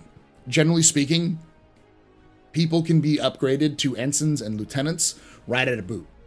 And it sounds weird, but the idea being when you go into the forges, which is what the Navy and Army call their training camps, you often get chosen for you go through a lot of tests, and you get chosen for what you're going to go to. And if you say you're going to flight school right out of the gate, you get promoted right out of the gate to officer rank. So, like, officers, like second lieutenants, often show up for like right out of boot towards flight school, because a good pilot who knows what they're doing is very rare in the Star Citizen universe, because most people don't have spaceships because they don't need it, especially non-citizens. So commissions, yeah, but it's.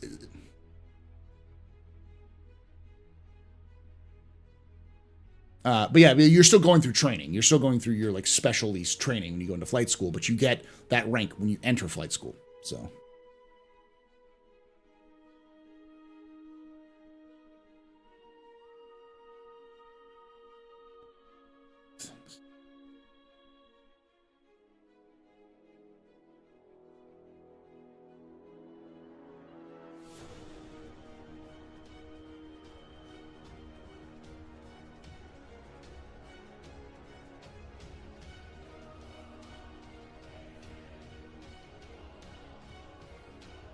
Yeah, commissioned officers. Yeah.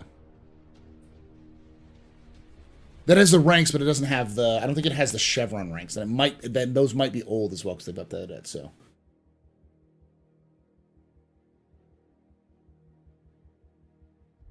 In World War II, I understand that the captain of a destroyer could be up to a commander, mostly lieutenant commander, higher ranks for bigger ships. But a javelin isn't really a destroyer. So it's called the destroyer, but it fills the role of a cruiser. Fairly similar to a cruiser. The CIG's like name things are all fucked up in terms of naval stuff. So you can't really like apply them on the same stuff. So because javelins are used to anchor fleets, and I don't know if you use a destroyer to anchor a fleet. So.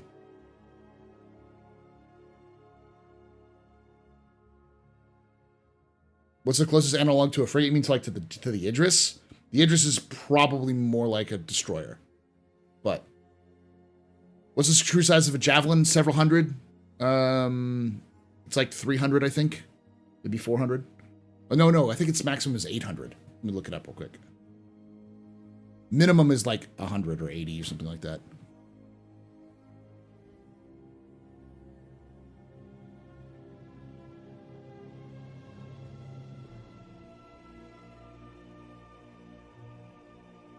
Crew size is 80 for players, but I think it has a maximum capacity of like 800. I have to look it up.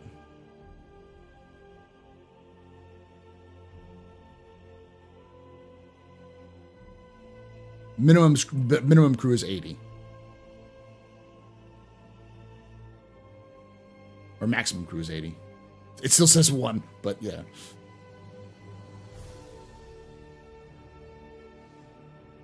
We got to remember that a javelin, like 80 crew would be like using every single station has a crew member. And that doesn't account for Marines. It doesn't account for flight personnel. It doesn't account for non like the people, because apparently there are just janitors who are on these ships as well. It doesn't account for any intelligence officers that might be in there, or anything else. So like there's cooks, other things. Like there's a ton of different positions which CIG isn't taking account. That's like 80 for every single station. And ships like this, I think based off of what the kind of the tour for the Javelin, I think it's a 3-shift rotation. So you'd have to have at least 80 times 3. So yeah, it gets up there. We still do 05 captains for ships, by the way. Submarines, destroyers, most captained by 05s. Okay.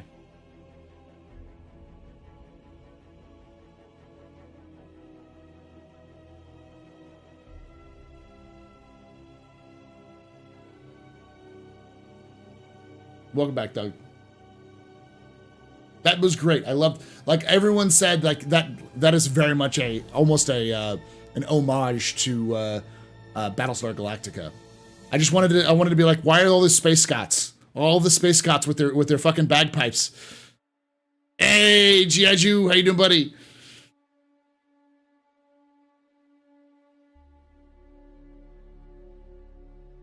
How long has Squadron 42 been Battlestar Galactica? G.I. Jew was my partner for Fighter Flight, so did a flip. Your chaperone. Yeah, I love that one. That joke. The joke was when someone took a picture, I think it was Dell, took a picture of me on stage because I was dressed and I was kind of in the center. I was dressed up with my suit. Everyone's like, the teacher took his students on a field trip. Hey, Galactic Elf. My voice is getting better now that I'm talking more and I'm drinking water, but... Very important. How long Squad 42 been in production for? Depends on who you look at, because it could be as early as 2011. It could be as late as 2012, 2013. So it's been in production for a while. At least 10 years, if not 11, like since 2012. Thank you, Kiko.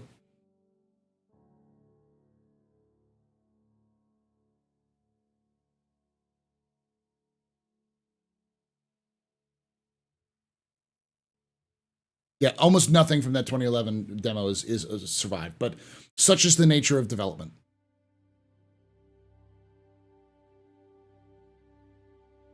Yeah, some people said I look short. Some people have said I look tall. Like, I'm 6 foot to 6'1". Like, when I'm wearing my shoes, I'm somewhere between 6'1" and 6'2".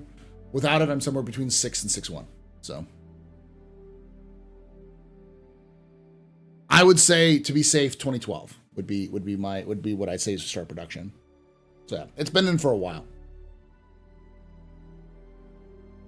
How did the talk about CIG guy with Laura? It went well. I have it recorded on my phone. I'm going to edit it a little bit and upload it. So yeah, people say like you look short compared to other people. It's like because Morph and Avenger are fucking titans.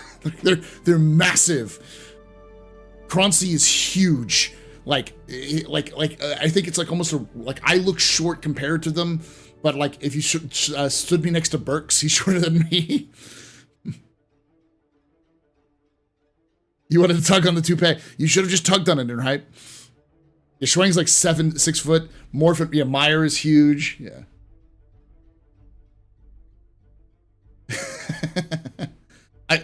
Jeremy was in chat earlier. I'm sure Jeremy enjoyed the joke.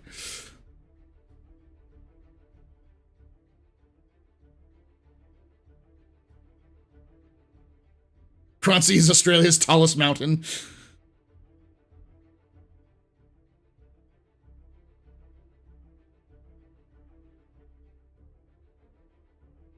No, you see, the thing is that a lot of people don't expect us because like right now you're seeing me from a straight on perspective. I think I actually tilt it down a little bit. So you're actually seeing me as if you're looking down on me just a little bit, because I think it looks a little bit better. It carries more of this.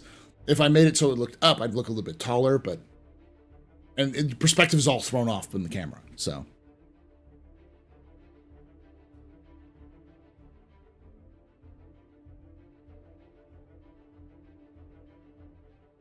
I don't think we had medals.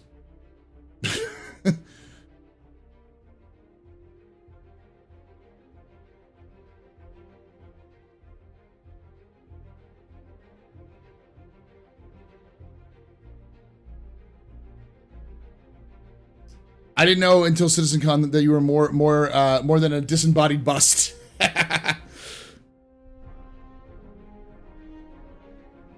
Yeah, well, Verity is not short.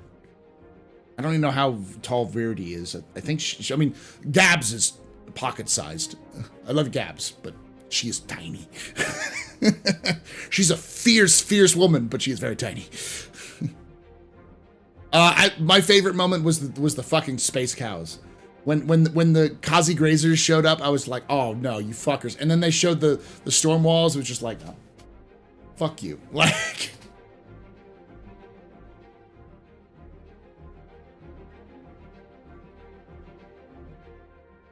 yeah, Smash was there. I talked with her. She's not super, but she's taller than you think, but she's also wearing some heels on that thing, so.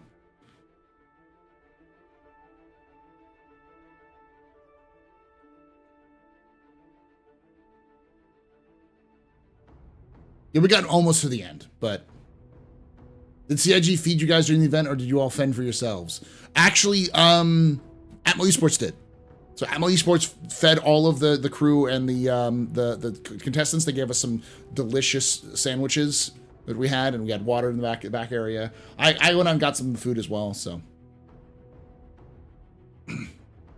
Texas is very small, yeah. Small, schmore.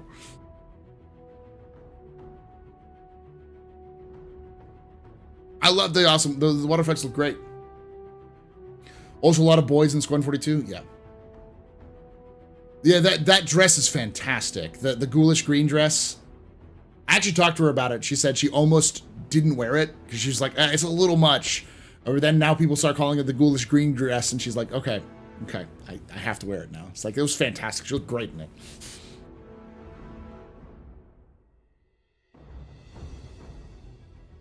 Was there a favorite panel? I mean, obviously the end, but.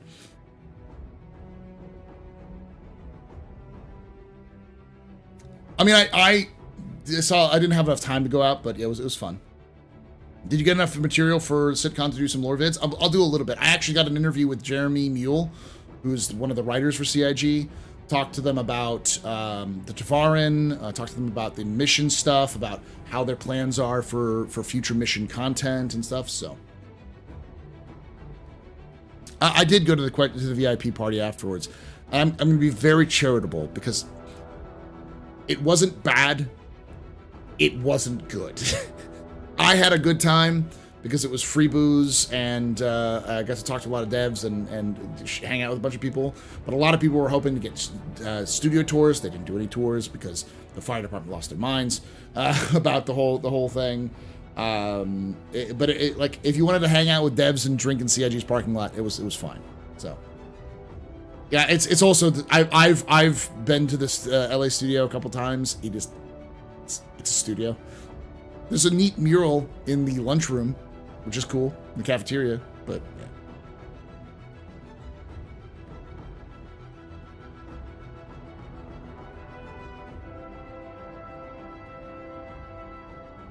I'm gonna watch the first panel right now before we get going. But I wanted to kind of get my own. Did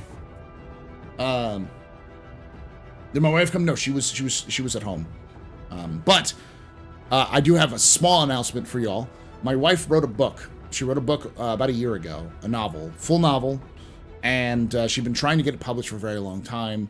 It looks like she has a publisher that is working with her right now. She's in the process of it getting published. So it'll be published. You can go read Camilla Shelley's book. It's called Panic Eyes. You'll be able to see it shortly. So I will be promoting the shit out of it, and you all go buy a copy.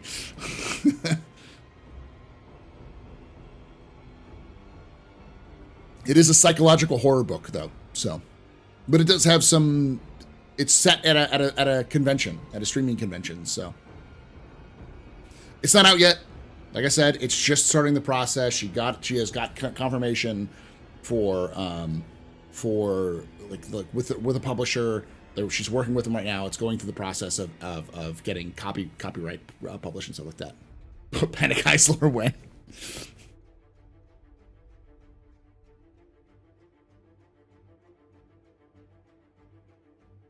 Did I double check the book's lore? I did. I actually did read it for her, so I've read through it a couple times. Well, I haven't read the full thing. I've read for several versions of it, though. She gets mad at me because I haven't read the whole thing yet.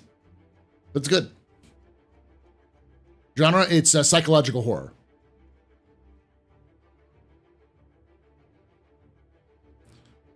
Paul about to be the trophy husband after she wins the Pulitzer. Fuck yes, I will be the trophy husband. I love it.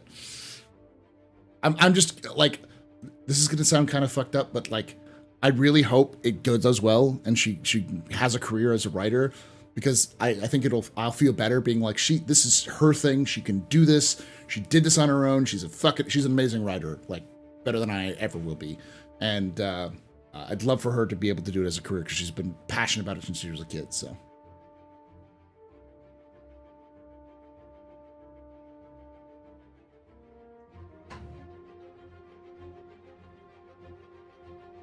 She will never be Mrs. Astro Historian. She will always be Cam. Cam Die 42. So, and 42 is not for Squad 42, it's for Hitchhiker's Guide. But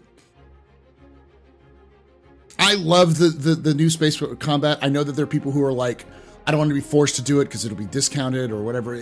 I liked it. I liked the immersive side of things. That was great. Because I know so many people complain about there's no sound in space. It's like, yeah, it's fine.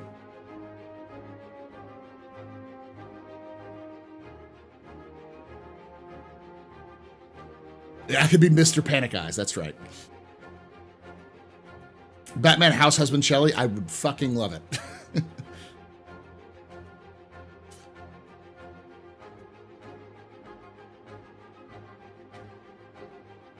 So I got a big question for you. Since Richard Tyre did a small QA on Salty Mike stream this morning, and people ran with an implication as confirmed, what do you think is the possibility of server meshing hitting tech preview this year? I think it's low. I don't think it's impossible, but there's a lot to go with. I talked with, I think it's Paul Reindell I was there in a conversation when he was talking about it, and the way he was explaining it was they still got a long ways to go. They did really well. They like where they are, but they still have a lot of other factors they have to come up with. One of them was like, here's a fringe factor. Like, what happens if you stop right between the barrier between a ship between two servers? What happens if you have half of your ship in one barrier in one server and one in the other? What's going to happen? And I cut into that point and I said, that's not going to be an edge case. That's going to be something we do. We will find out that barrier within the first 5 minutes of it being released, and we will fuck with it because we're gremlins. Definitely replication layer. I think we're going to get the replication layer before the end of the year, but...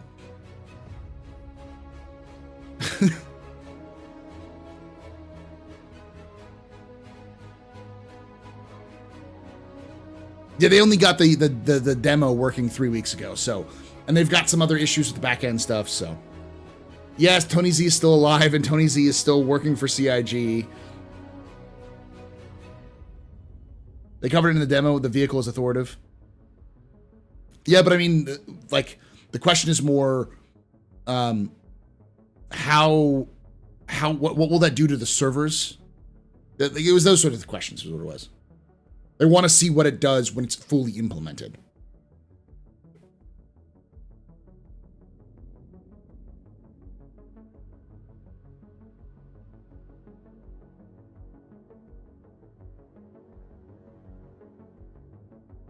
But given the complicated plot system requirements, right now it's going to be the same as Star Citizen. So.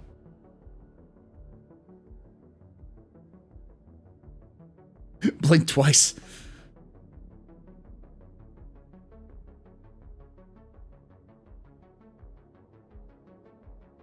Shorting your ship.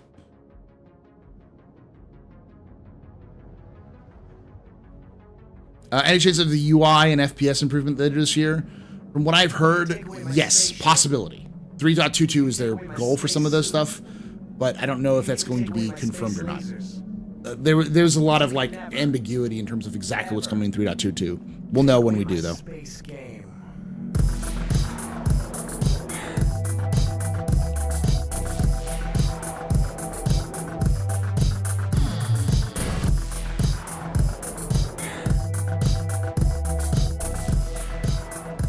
Was Sean Tracy there? He was. But Buster was cried on his shoulder. Was Tony Z at the VIP party, and will he talk soon? I did not see Tony at this VIP party. The thing that I know about Tony Z is that Tony Z is a very private person. Tony doesn't like to go to those sorts of events, as far as I know, because of an incident that happened, which creeped people out, or creeped him out from a person. So. I don't know if that's just who Tony Z is in the first place, and that the incident made it worse, or would that we just like nope. But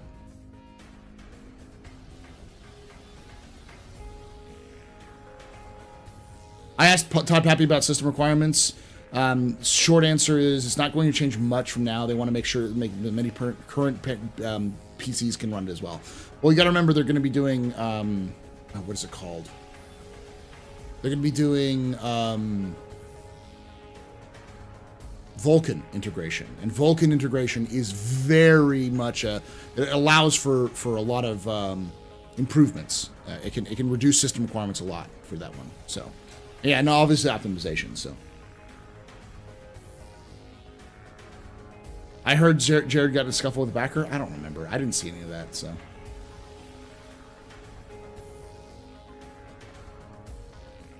Tony Z creeps people out? No, people creeped out Tony Z.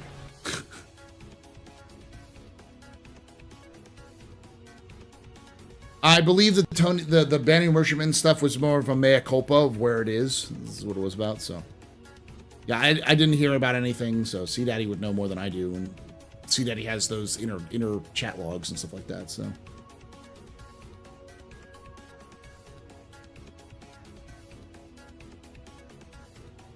That's fair, I'm creepy.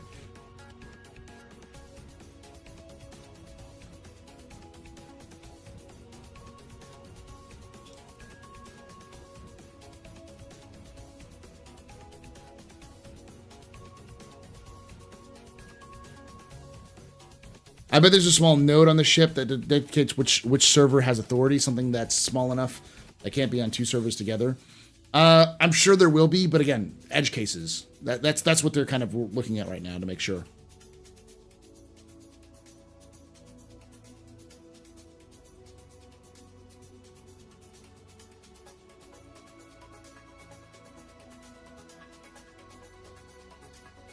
Is Master Modes not a prereq for UI improvements? No, not that I know of. Master Modes, I don't think has anything to do with other than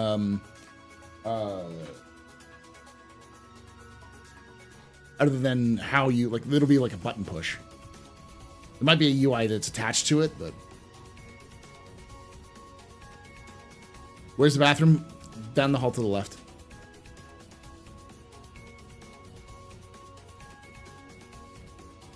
You wanted 4 hours? That was never going to happen.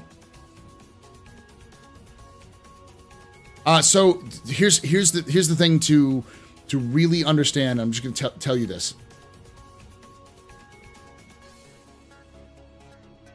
All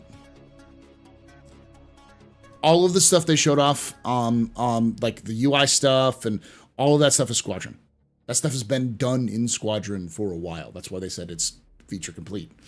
Like, that stuff has been in Squadron for at least this half of the year.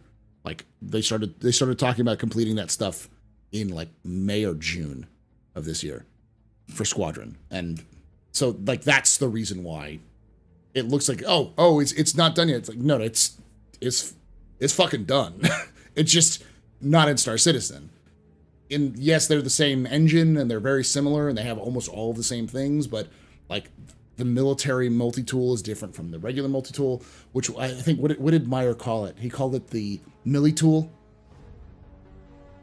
The milli-tool, which I'm going to call it from now on, just called the milli-tool. Like the Moby Glass is different. Like there's a lot of different things in Squadron that are not in Star Citizen. They have to change them over, so. Just the milli. Get the milli. Bone, obviously. I've heard Bone, and I'm like, who the fuck is Bone? I didn't watch that panel, so I don't know what the fuck you're talking about. The Millie Glass, yes. The Milty Tool. Oh, yeah, the Milty Tool. That's a better one, the Milty Tool.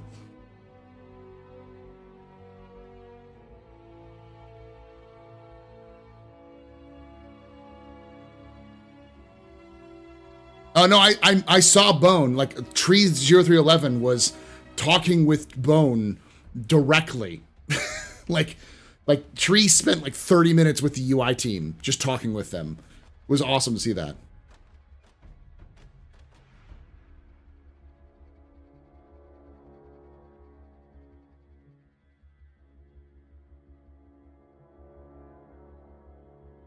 Feature complete equals denoting a version of a piece of software having all the functionality intended for the final version, requiring some improvements and fixes before release.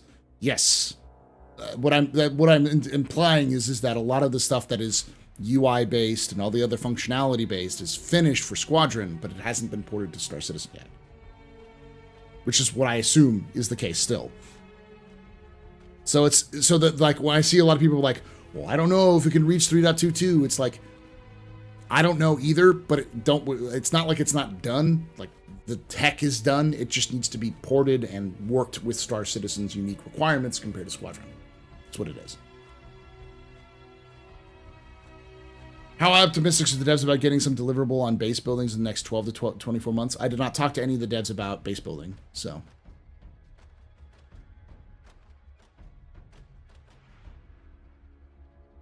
Yeah, it's different models, it's different things, that kind of stuff, so.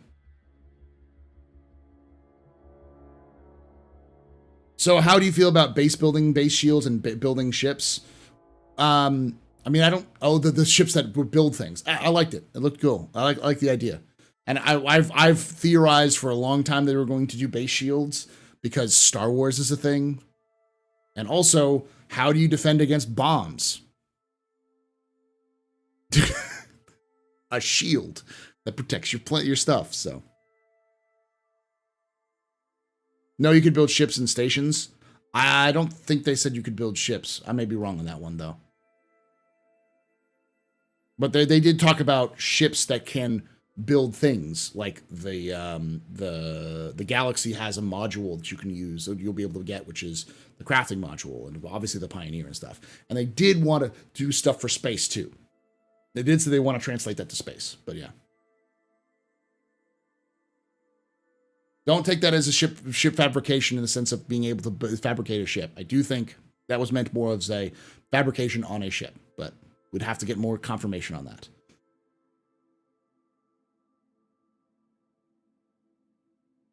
Yeah, blueprints are a thing.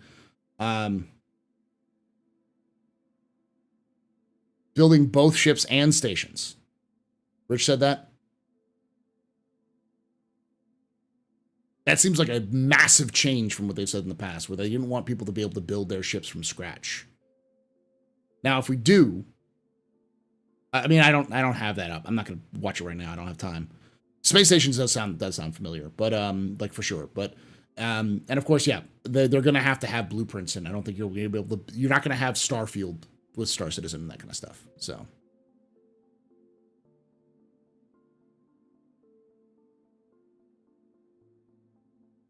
I don't think so. Because here's the issue about being able to build ships from scratch is already a massive change to the economy. Because they said in the past they didn't want players to be able to build ships. Now that's more of a Eve turn where you can just get the mats and the blueprints and build it for yourself, which changes how the economy runs, because that means that people don't need to go buy an Idris. They just get the blueprint and buy the Idris. So.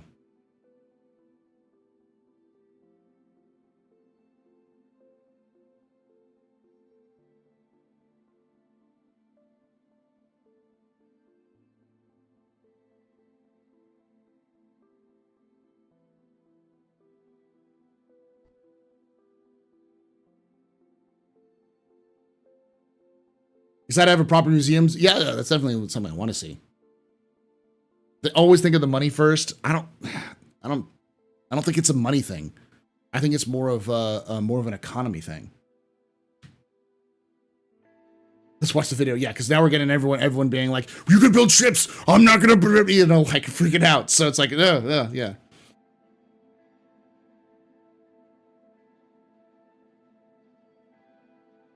Like, let's keep that into context. Like, I don't think there's going to be a lot of caveats on that, where it's like you're not going to be able to just build an Idris. You're likely going to have to find it a blueprint, which is going to require reputation or some other methods. They've talked about that as well, that blueprints are going to be held behind reputation.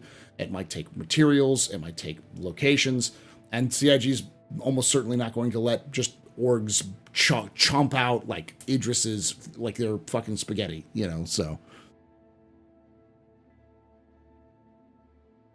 One-time use blueprints or size limits on ships. Like, you may not be able to get an Idris blueprint. Like, the biggest ship you might be able to get is like a large. So who knows? But also, it's also important to remember there's no fucking way that's coming out in the next year. That's going to take months, like years to do, 2-3 years. And everything and anything can change and has changed in the past with some of these things. So keep that in mind.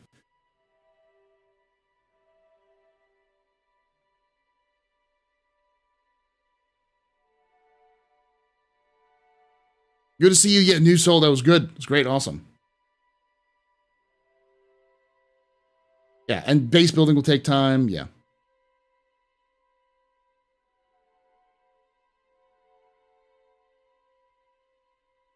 I don't know if I'm still gonna do a ship because I think the traveling the verse is a ship based for pub is better, but I definitely am interested in doing a museum. I said we want to do museums for the lore team. So yeah, having a base that's just a museum is gonna be something we'll do. I like the idea of different tiers of armor for rare and legendary. It's a great idea. I know a lot of people are like, that seems very much like Destiny. It's like, it's an MMO. Like, it makes sense. And having them like be craftable or being like through or unlockable through actions, that's great. It's a video game. I'm going to react to a video, but everyone's kind of talking about other things. So if they offered 1 or 2 mission related ship blueprints, that's a thought. Yeah, like there's gonna be restrictions to it. Best part of CitizenCon, final proof that AstroPub has the long rumored legs. They made me wear pants there, X. They made me wear pants. That's a problem. I'm not wearing anything under this, so. Or under this, below this.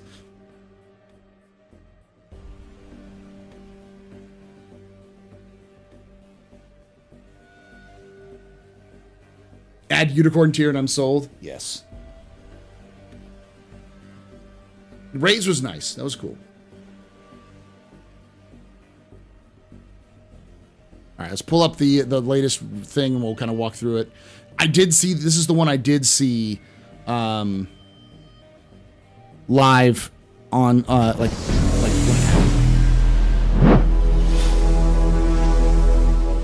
we may not get through all of this, but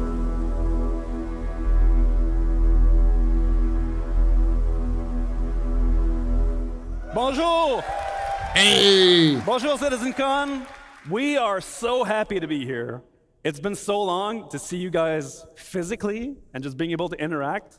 It's been fantastic so far. We're super excited. No, I didn't miss this. I actually watched this because they let us watch this one. This. The video you just watched outlined this is the engine a video. lot of features in the Star Engine. It's a reminder of what makes this game so special. It's a focus on fidelity. I said it. It's a focus on immersion. He's not French, he's Canadian. He's French-Canadian, but still. And it's a focus on seamlessness, being able to go everywhere, and you're just there. The accomplishments from the tech teams at CIG have been numerous in building all the technology that allow you to run the game and allow you to experience the same things that we see in our dev setups. And so what we're about to see today is a deep dive into all these features. But first, I wanted to touch really quickly on this last year. We have launched persistence, or added persistence. It's been French people and French Canadian are basically the same, right? Don't tell it to a French person.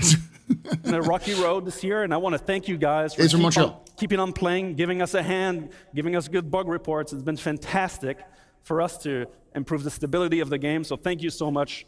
You guys deserve a hand of applause. Thank you so much.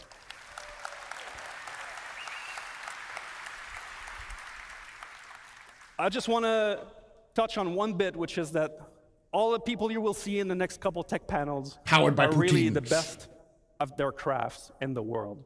They are infused by a value that we tremendously value at CIG, which is relentless optimism. That this game can be made, that this vision can be achieved. And so, without further ado, but first, I got one more thing to say. So, in all of the different panels that you'll see, all the updates, everything that you'll see on screen, whether it's a HUD, an MFD, a ship UI, FPS weapons, everything, all of this is new. So as you watch the clips, you're going to see some differences. That's because this all comes from the freshest implementation that we have. We love open development. We love to show you guys the work in progress. And so that's exactly what we're going to look at today. And so without further ado, I'll leave you with Marco, who will show you all the cool... Relentless optimism equals hopium, yes. Okay, here's the other thing. I realize this, and I'm only pausing this right now. CDaddy is pretty common in chat and hangs out, which was fine. There were far too many fucking CIG developers who went up to me and said, Paul, I watch your stuff. John Crew knew my name. that scared the shit out of me. He told me he watches my lore videos on ships. I'm like, don't tell me these things. I don't need this amount of power. Okay, this is a bad thing. Do not give me this power.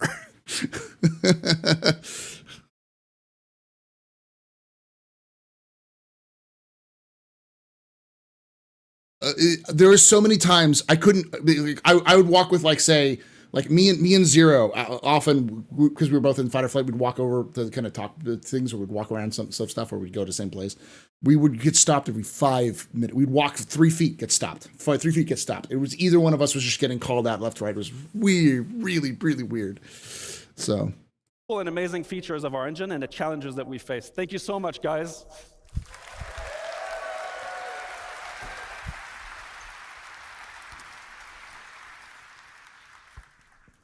Thanks, Benoit. Hello, I am Marco Corbetta, VP of Technology, and we're going to talk about Star Engine today. We have been developing Star Engine for many years with the goal of creating an online living universe. But creating a universe is not an easy task, and even more difficult to do everything seamless without any loading screens or Still, in the universe, companies have a really fleshed out lore, which is intended to not be just set dressing. So do not expect base building to allow you to create whichever ship you can think of.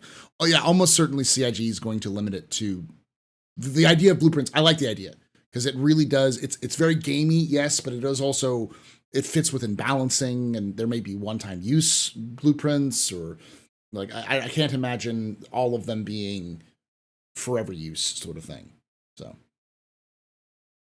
Invisible walls, and massive spaceships flying very fast, close to the terrain and objects, are pushing the limits of procedural generation and streaming. This is not a single-player game, so creating this universe online is making everything more challenging. We stream and generate physics on server on CPU, and we already support more than 100 players on a single server. More with server meshing. To support all this, the engine must do a lot of work every frame. So in a typical Star Engine frame update, we got up to 64 hardware threads. Sorry, Paul, you're cool now. Better get used to it. Can I tell it to my kids now? Can I tell my students that I'm cool? You gotta be cool with me, man. About 200 software ones, over 700,000 streamed in entities, and millions of entities overall in the solar system. No, you're over 30. 150,000 updates per frame. We have over 200 vehicles. Dracon, thanks for 24 months. Ground ones, over 2 million physical objects, over 100,000 objects generated per frame when flying. That was my favorite thing. Jeremy mentioned that to me, or I forgot who it was. I think it was Jeremy who said, I forgot who it was. Someone quoted the whole, like, if they watched less Paul, the game would be done faster. Like, someone quoted that quote for a CIG employee. I forgot who did it. It was like, oh yeah, yep, you caught that too.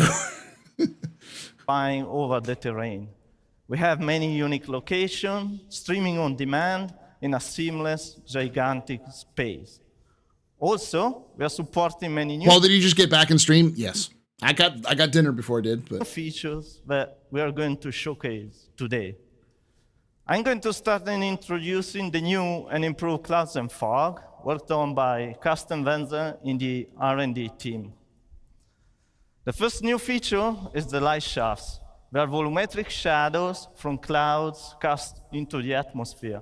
They are truly volumetric and 3D. Fully integrated. I left this morning at 6 a.m. or the flight left at 10. It is usually done in games. With this, the atmosphere from an overcast sky gets darker, and this is important for planets and locations with bad weather. Another component is the new ground fog. It follows the terrain up to a specified elevation for different locations. I missed that. Did they say that also there? From an overcast sky, it gets darker. And this is important for planets and locations with bad weather. Another component is the new ground fog. It follows the terrain up to a specified elevation for different locations. It is also fully integrated into the atmosphere. Oh my God, and after seeing you at the after party, you animal. What, Dracon? Oh yeah, no, I'm used to that. That is volumetric. Y'all, like, people ask, Paul, how do you do everything you do? Sleep is optional. That's how I do what I do. Shadows from clouds and terrain. It reduces the light scatter into the view ray. And in this video, we are showing all the features combined together. In addition, we made many improvements to cloud shaping God, look at to that. allow for more variation and details. The shape noise blending, a vertical variation, has been improved a lot. If this looks weird, it's because it's low quality. There we go.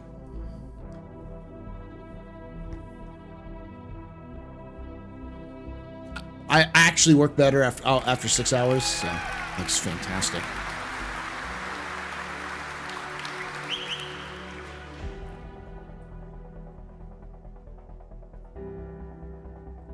Also, we made improvements to shorten long distance read, and the tiling is less visible. Nice.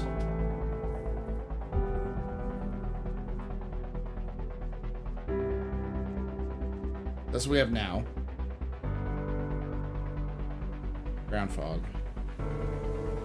Oh, it sets up so much contrast. You can see so much about the ground with that. I believe this is coming in 3.22, or at least it's planned to. Remember, just because they say they plan on it doesn't mean it's in there. Wait until it goes into the roadmap, and even then, wait until it gets confirmed.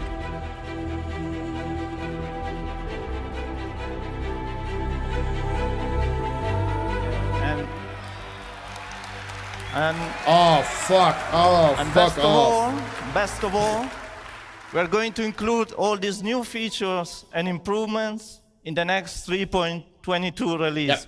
Okay. Thank Which you. is before the end of the year.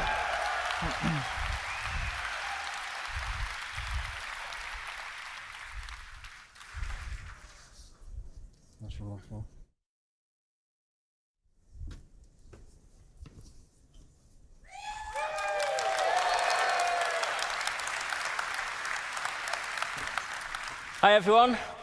So I'm Mike Snowden. I'm the Director of Visual Effects. And I'm Ali Brown, I'm the Director of Graphics and Procedural Tech. Thank you very much. Really happy to be here, really excited to show you. We're going to be showing dynamic fire. He's a lot older than you think. I talked with him at the party. He's been around a very long time in the industry. It's pretty cool. And it was he talked a little bit about the fire stuff as well and how hard it is to do this. Iron Star Engine.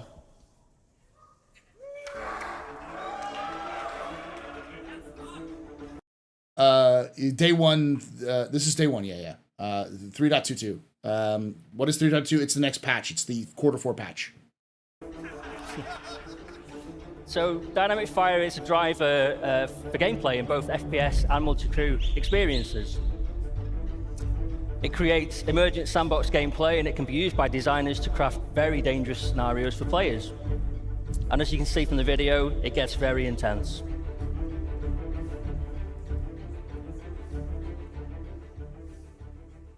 .22 is the next patch after 3.21. That's one. It's coming out before the end of this year. Okay, so how do fires start in Star Engine? Well, there needs to be a source of ignition, and there are multiple ways in which it can occur. For example, weapon impacts or misfires, explosions or damaged items, and the player needs to be alert to their surroundings with fire an ever-present threat. If a fire does break out, you're going to see it dynamically propagate through the area, causing damage to environment and player. And at this point, the player needs to limit the damage, of course, by extinguishing the fire in any way that they can. So when doing so, they're going to need to wear protective clothing to protect them from extreme heat. They're going to need to wear a closed helmet to protect them from smoke inhalation, poor oxygen levels. And there's actually multiple ways the fire can be extinguished, including the removal of heat, for example, using the fire extinguisher, which is my personal favorite. It's a lot of fun doing that. The removal of oxygen, This is me. for example, locking off the area, venting the This is oxygen, me. creating a vacuum. Or simply, the fire's burned so fierce. Stop giving me freaking FTL flashbacks, please. That it's done everything it needed to do. There's nothing left for it to destroy. And if you let it get this bad, it's probably time to consider repairing your ship. Okay, so how do we achieve this from the technical perspective? Well, the first thing the artists and designers do is they mark up their scene to tell us what physical properties that each surface is made from, whether it's wood or metal. It was a good Not only game, on but the I always surface, died in we fire. have to describe what is behind the surface. You might see a metal panel on your spaceship, but has it got cladding or wiring behind it? It's important we know all this so we know how flammable it is. Then after this, we have to define all the physical properties that go with these surfaces. So, for example, what the mass is, the energy density, combustion temperature, air-fuel ratio. And we use all these physical properties and we sum them up in each voxel, which is a 1 by 1 meter cube. And then once we have these voxels, this forms the basis of our simulation. So then first thing we do is we look for sources of ignition and then we're off. So here's our debug mode that shows us what's going on in the simulation and is what we use to track it. And you can see these squares enlarging to show us where the fire is spreading. For each of these voxels, we're tracking the fire, the temperature, fuel remaining, the amount of smoke. And the fire is propagating via convection and radiation, which are both accurately simulated. And it's consuming the gases and producing the knock-on products as well as it goes. And because we're using a proper simulation, like Mike mentioned, when you vent a room, not only are you removing the oxygen and putting the fire out, but if the temperature remains the same, if oxygen is reintroduced, the fire will reignite and it will continue burning, just like it would in real life. Damn.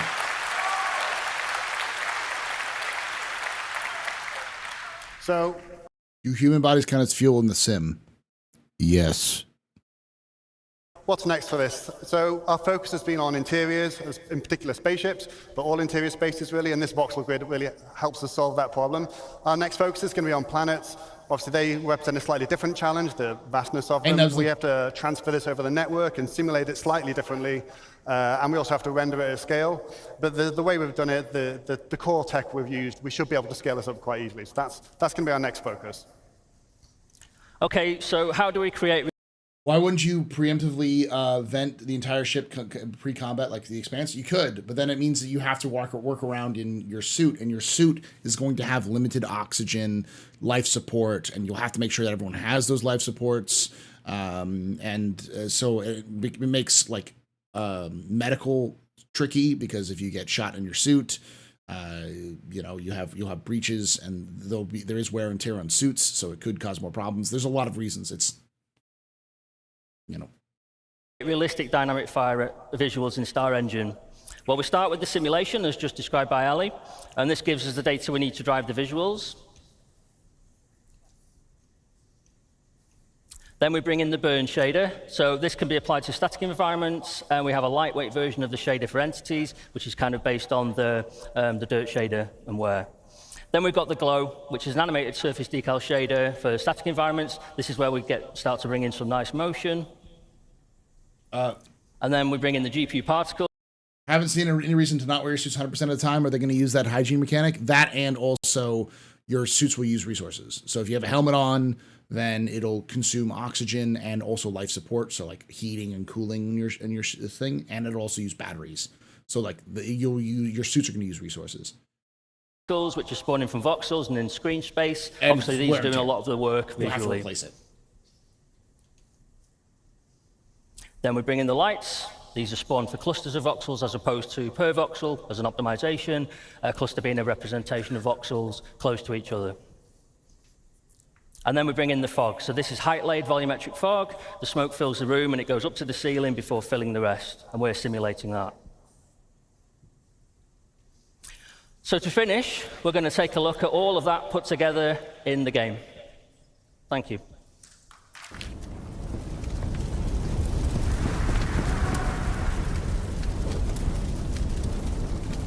Love the new UI.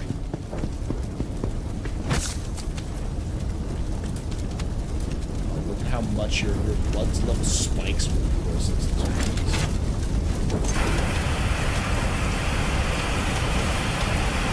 These gotta be chemicals, aren't they? Rather than like water. The problem is it'll still spread unless you get the sources down. So you're gonna have to have enough. Because it'll get recatch and spread more.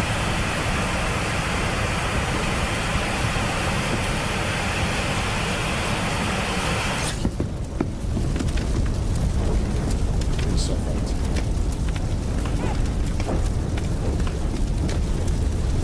save the Pico!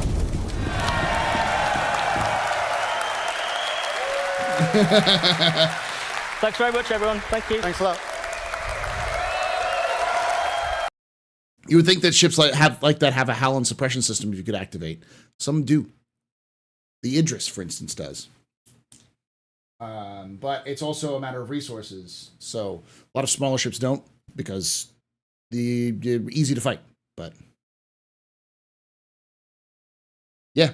The original Idris had a problem with fire spreading, which was funny because that lore came from players pointing out that fires would spread really rapidly in the way that they had designed the Idris interiors originally. And so they used that and made the first generation of Idrises very fire prone. So when they redesigned the Idrises, it kind of came into that stuff there. Be right back, y'all. I'm gonna go use the restroom real quick.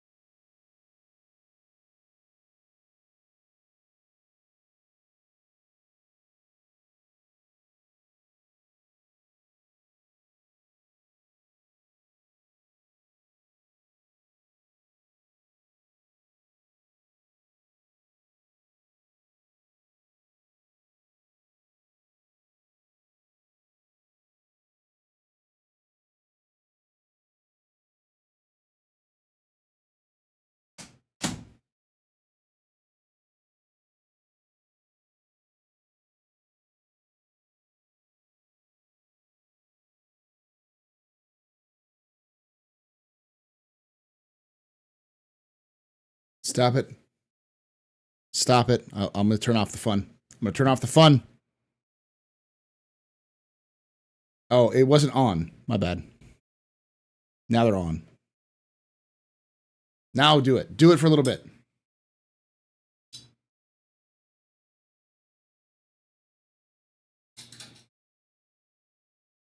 There. Just for a little.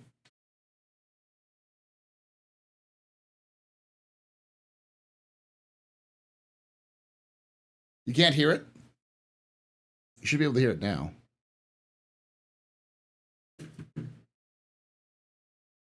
It's still muted?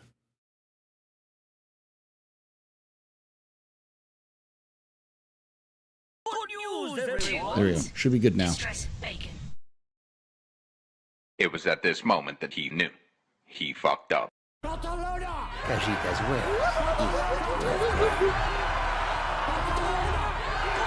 give you a few good runs there, Shaq. Go for it. Bounty hunting is a complicated profession. As is tradition. Bounty hunting is just an old-fashioned cowboy. Let's see how many. Everybody in his dog calls himself an outlaw. Everybody in his dog calls himself an outlaw. It was at this moment that he knew. Oh, I'm the top one. He fucked up. That's good. I'm just an old-fashioned cowboy. I'm just an old-fashioned cowboy.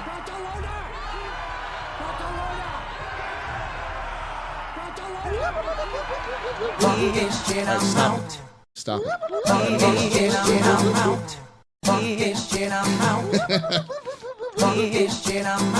I'm just an old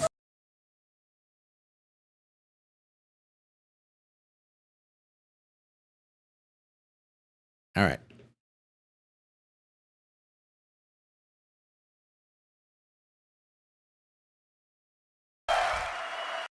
Spice's Rubber is full of new people asking what the fuck Squadron 42 is Squadron 42 now. I fucking called it.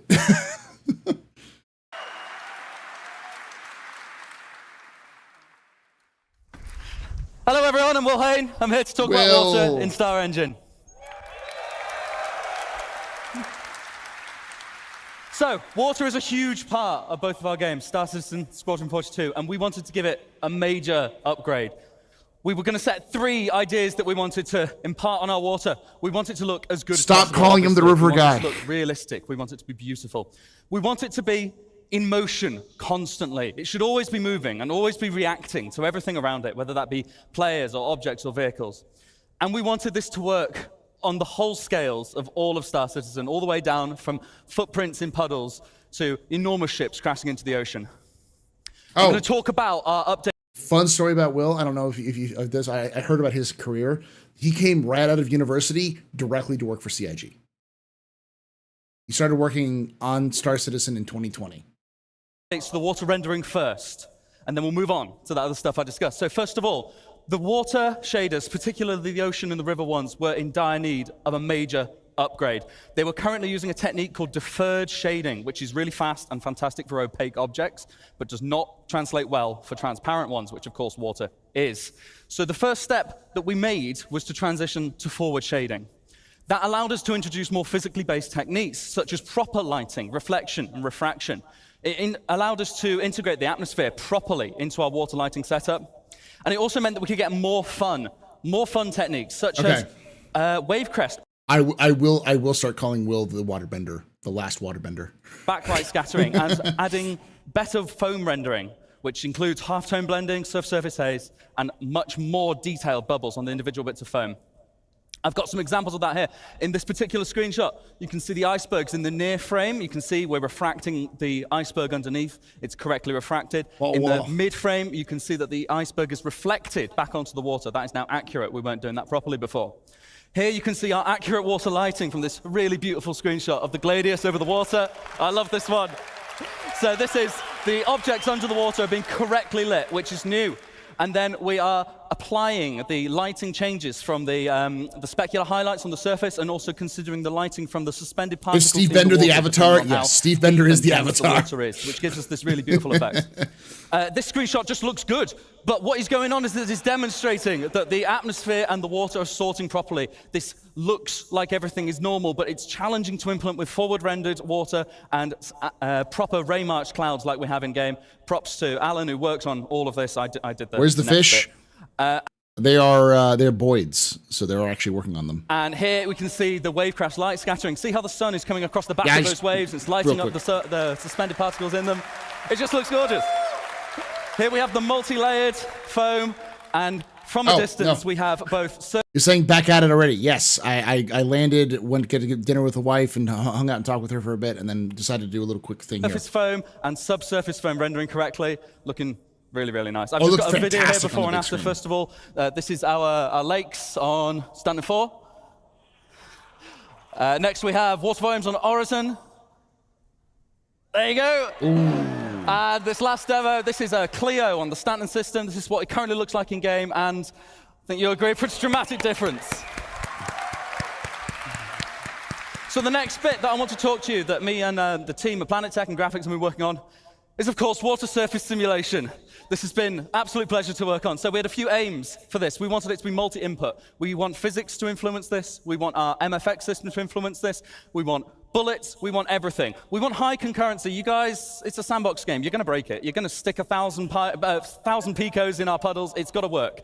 And it's got to be scalable. It's got to work from the tiny scales to the footprints in the puddles, all the way up to, as I said, giant ships crashing into the ocean. So the technique that we chose for this is a form of surface wave propagation. It's GPU-based, it's highly realistic at a low cost, and it can be scaled for waves of different amplitudes. So we can have all of that built right in just by adjusting a few constants. I've got a demonstration here.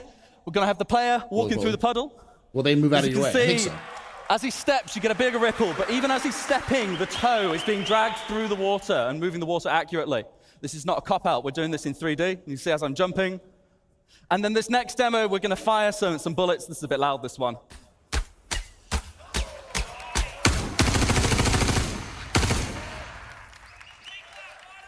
Right, the one more thing that we had to look at. So it's all well and good, this working on a puddle, but Star Citizen is not made of puddles. It's made of oceanic planets. It's made of everything. We needed to make this multi-scale. So we wanted the water near and far, not just in a square around the camera. We wanted lots and lots at once. The solution we picked was a multi-region water sim. Now, this was really, really tricky to get right, but I really think we have now. Which basically means that we can dynamically allocate all of the simulation regions depending on what is colliding where and what resolution we need at what parts of the screen. We can optimize this very heavily to make sure that you get what you want to see at the right time. We still need to get that information onto the water, though, and that's a bit trickier. So what we devised is yet another set of regions. Now, the regions are slightly different. Proper whiskey fluid mechanics, The simulation yes. regions need to happen wherever something is contacting the water, and that needs to happen regardless as to whether you can see it, because if there's a collision going on there, I look away, and then I look back. If it stops going and has to restart, that looks bad. Whereas the water, we only need to know the... Did I miss it? The bullet splashed, but did the ship pieces or maelstrom debris cause large splashes? Yes, I think they did. Total result when it's actually in view. So we have these new regions which cover all water in view. And the beauty of this is that we can use this for multi-input and multi-output systems. Anything can influence our water, whether it be the simulation, whether it be weather, whether it be VFX. And then anything can be affected by water now. So the water rendering reads from this. But then we can also spawn VFX particles from wave crests. We can add screen space effects. We can have a line across your visor. We don't have this yet, but it's accurate to the displaced water in front of you. We've got this technology now, so we can use it to influence any of our work going forward. And here's a really good video of some of it in action. I'll just let that play. This is the debug mode. Essentially, we're moving a sphere of basically infinite mass through the water. And as you see, if we pan out a bit, we make our sphere a bit bigger, we get a much different result from the sim. Spawning the foam properly. It looks really nice. Really happy with this one. I know some people are saying, like, oh, it looks like Jell-O. It's like, it actually looks more fluid. It looks more fluid than water actually looks, but that's just more of a dialing in thing. And I think it looks fine as it is, especially since a lot of these are alien planets, so, you know, different gravities and stuff like that as well. So what I'm going to do in a second is I'm going to turn on the debug mode so you can see where the regions are. You see we've got these gray boxes. They light up green when there is a hit inside the box. We've also got different sizes going on. If you look near the shore there's a big cluster of text. That is a whole bunch of other regions because there's some stuff floating there causing little ripples that we can't actually see. And as you see, these scale properly. We can add the results from multiple sizes of simulation together, and they influence and interact with one another accurately. You see those big waves crashing over the... You joke, Nubsley, but you know that water isn't just water. It's other elements as well that are in water. There are other aspects. So it's not just, like if you looked at the chemical composition of the water in my thing, I don't think it's just H2O. There's other bits floating around in it, so. With a little sim there. It works pretty nicely.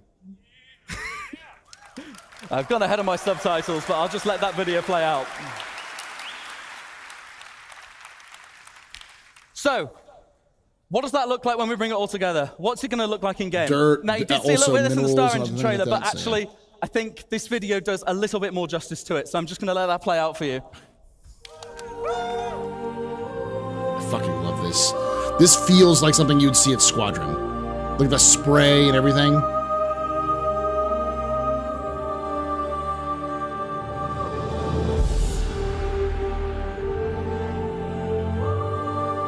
Forward in a second, you're going to see the wake start to happen behind us there. And from the cockpit perspective, water droplets on the glass thrown up from the water sim. This is what I'm talking about using multi-output. I love the new UI there too.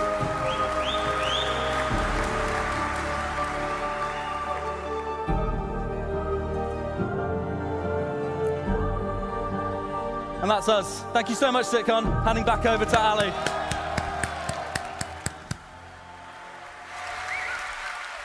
Hey, here we go. Render planets in Vulcan. Hello again. So, Starcitizen is getting a lot of hand-me-downs from Squad 42. Pretty much, all right, so for those of you who are newer, let me explain something about Squad 42 and Star Citizen. If you don't know what Squad 42 is, it is a single-player game that's set in the Star Citizen universe. but it is also using the same engine.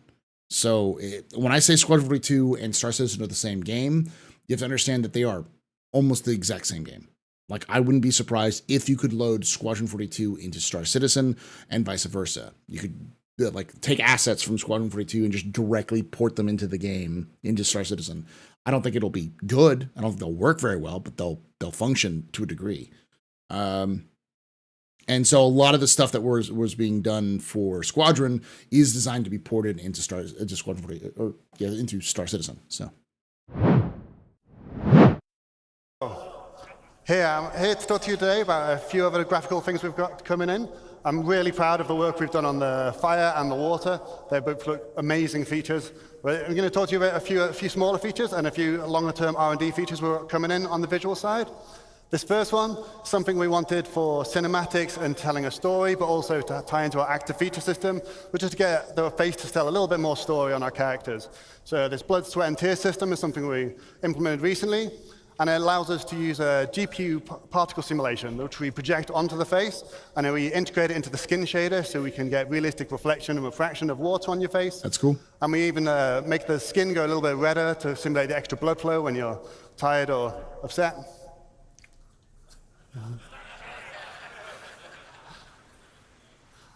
Oh, he's a so none of this is a baked chicken. animation. Look at that. Dynamic. We have complete look at control that. over He's that. so We can like keyframe every single tear if we want to, and we can even shouldn't have simulate drank, blood. ate that glass. Shouldn't have ate that glass.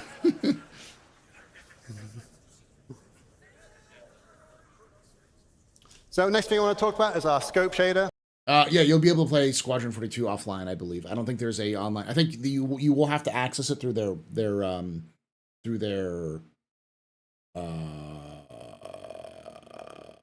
launcher, but Design came to me telling me that they really wanted to up the game with the rifle scopes. They weren't quite good enough. They didn't really feel realistic for them, and they thought it was a real core part of the first-person shooter experience. So to give you an idea of what we used to do, we have used to use these type of fake scope meshes, which you see here, which is where we type of slice the scope in half so you can see through it. And sometimes we put these big black planes around them to obscure your vision. And we put a bit of glass on the front of it, but there was nothing really to tell you that it was a lens. So we've worked on a new scope shader, which is now going to be on all of our scopes moving forwards. And I'll give you a quick show of what that looks like in game.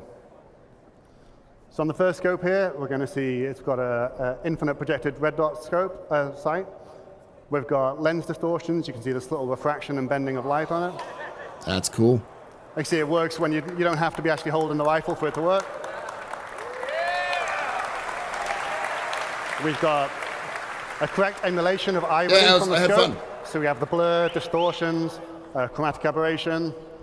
And then we've also got support for digital displays like this one, which has light amplification and has support for EMPs. If you get an EMP, you're going to have the display is going to get distorted. So we're quite proud of this. We think it's going to give a much better, more realistic simulation of the scopes in the game. And I think I've kind of mentioned before, but it's not a fake effect. It applies to our scopes no matter where they are. You don't have to be using the scope. You could look down somebody else's scope and see the same thing. It's fully integrated into it, so it's really quite proud of that.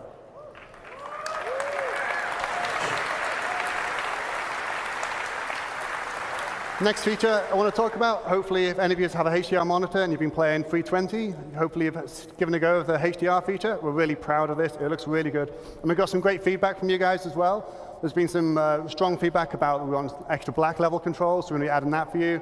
So make sure you can tweak the image exactly how you want. And there's a great user guide on Spectrum as well if you want to know how to get the best out of it, because it's not always a straightforward tech to get the best out of.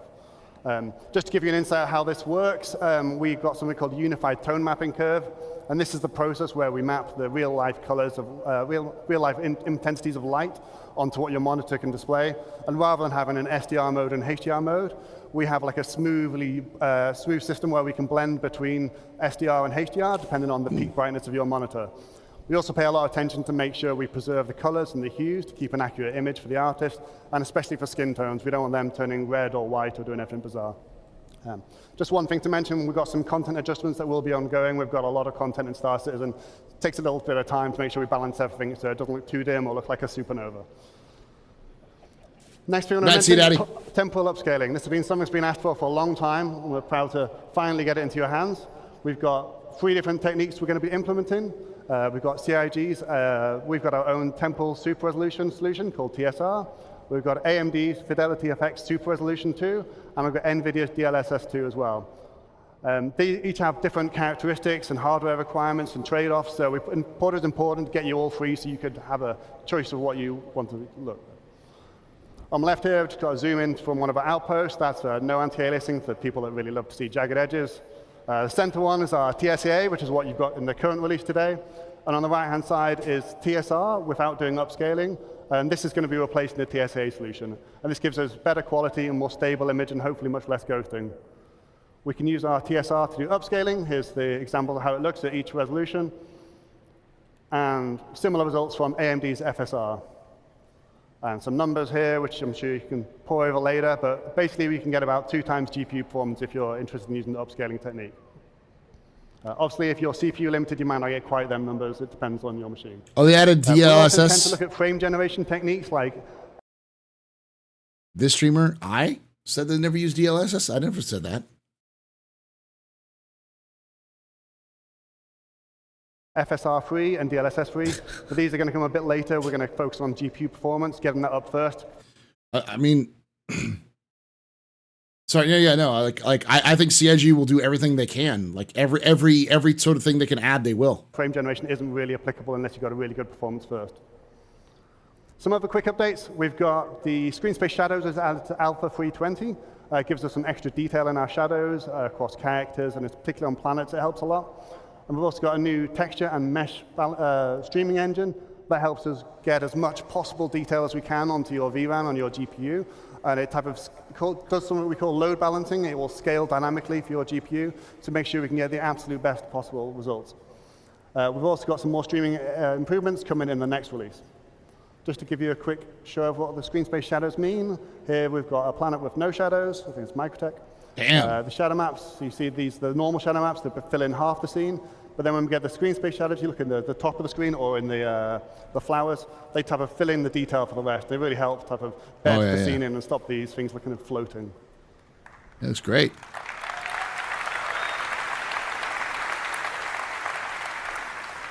Next up, I just want to talk about planets for a little bit. It's something I get asked about a lot of what's happening next with planets. So we've got quite a lot of R&D in progress.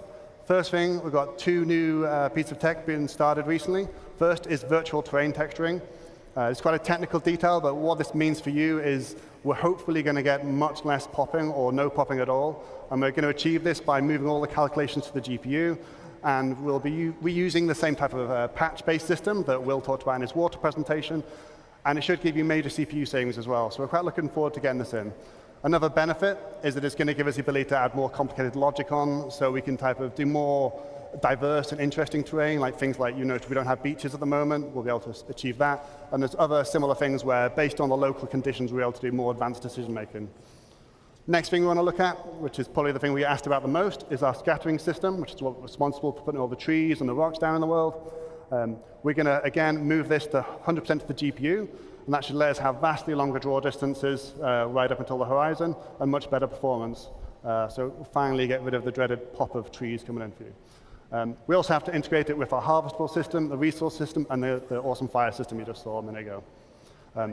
Another point is it's going to be a hierarchical-based system, which what that means is we'll be able to use nearby vegetation or rocks to influence what other vegetation and rocks can grow or will show up. And this lets us produce much more complicated rule sets, so we can do things like have a tree that maybe underneath it doesn't have any grass, or maybe certain trees come together in clumps. And we'll get a much more natural distribution of vegetation. I think I'm going to pause this once we get to the end of this section specifically, and then we'll pick it up, back it up tomorrow around the same time. I'll try to be streaming a little earlier tomorrow as well. And final thing we want for planets is we want to be able to build them much easier, much faster, and we want to make sure they are truly unique. At the moment, our planets are unique. However, they are built from type of tile sets, like pre-built things that get mixed and matched together and blended in complicated ways so that you don't see the repetition.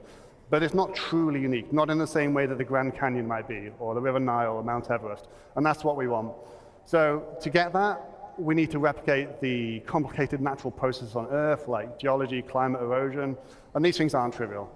So we've got 3 options. We've got offline tools, Houdini, Terragen, things like this, where you could simulate all these processes in the engine. But we've started some R&D a few months ago on whether we can use machine learning to do some of this. So just to give you a quick idea of how that would work, or how it could work, if you just start with some random input here, it's just like some noise. We run it through a temporary simulation, so we can get a more reasonable approximation of simulation at different altitudes and latitudes on Earth. And then what we do is we categorize all this into different biomes. So based on the temperature and moisture, you'd find out what is a desert, what is a forest. And this part is crucial. So this is the input for our machine learning algorithm. We could come up with this image any other way. You could hand paint it as an artist, or we could just randomize the noise to get a different set of images.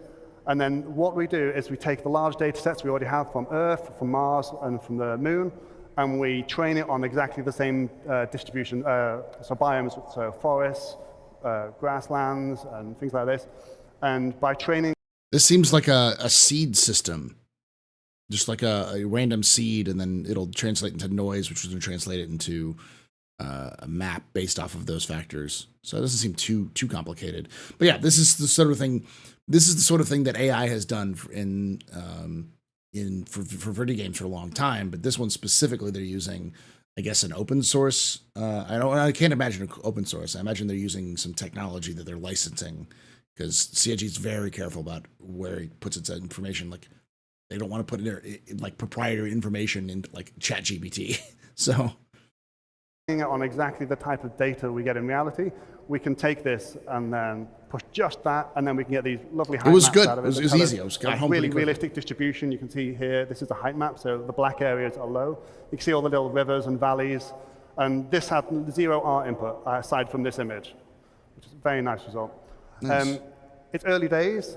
This is based on something called a custom diffusion neural network. Okay. It's, like I said, it's pre-trained on Earth data, and it's been built up in patches so that it just doesn't become too expensive to build. And the little circular patches get like added together, and to avoid any seams in the image. And just to help you visualize it, I've just put some colorization on it to show you where like snow and beaches might be, and just wrapped it around a planet to give you a better sense so it doesn't look quite so abstract. Yeah, but this is very early days, this stuff, but we're hopeful this will be helping the future of how we build planets quickly. And very cool. Thank you.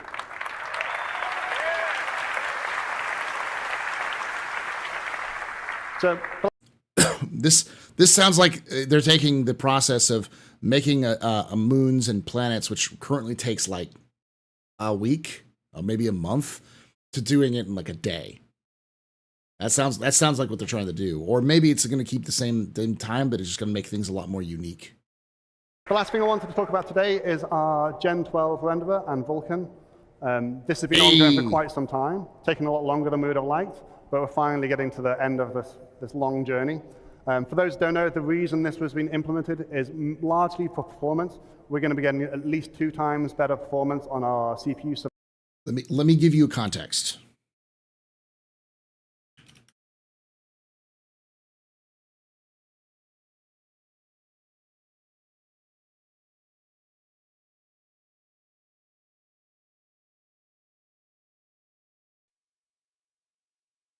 So this is a split screen comparison, 1080. Vulkan versus OpenGL.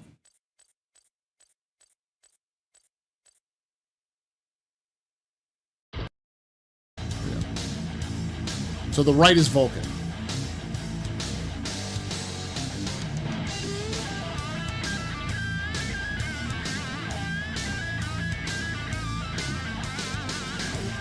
This is June 2016.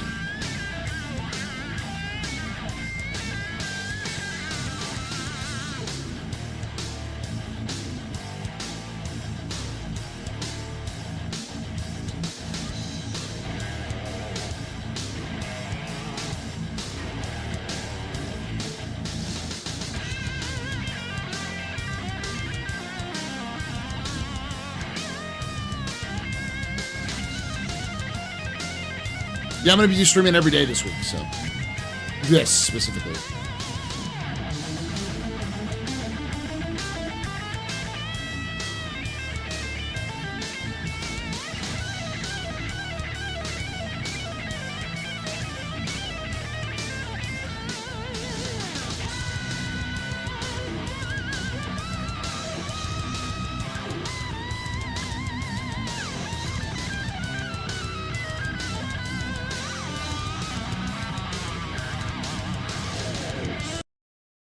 Yes, music slaps. Yes. So like that's like I've seen a couple. You can look them up a little bit more. Here's another one.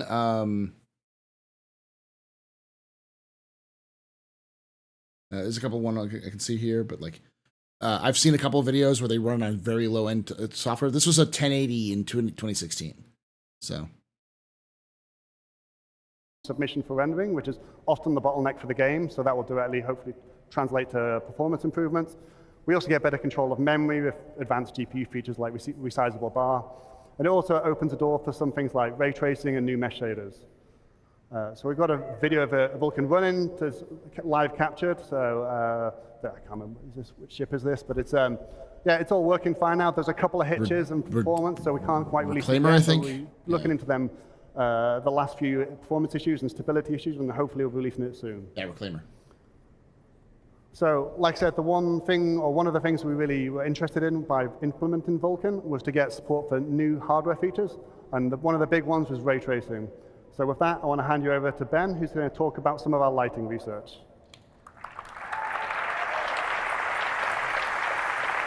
Server meshing is what increases the server performance most. Yeah.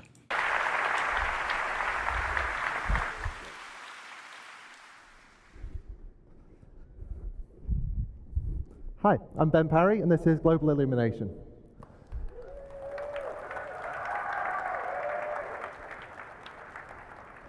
So, as Ali just said, moving over to the Vulkan renderer, and now that that's fully online, we've got access to hardware ray tracing on the GPUs that have support for it. And the best thing to do with hardware ray tracing would be to create a new, updated global illumination system for us to use. Now, I'm here to give you a fairly early preview of the work that we've done so far, but first off, I'm just going to simplify some things and ask, what is global illumination? Well, you can break the lighting in a game down to 3 components. First off, you've got direct lighting. That's not global illumination, but that's the sun lights in the level, that kind of thing. Next up, you've got diffuse global illumination. Now that's like a whole hemisphere, like a soft lighting that affects that takes from the entire scene and lights up the pixel. And then finally, you've got glossy GI and reflections. That's like your shiny surface glints, your mirror reflections, that kind of thing. And now all of those combine together to form one glorious penguin. Now,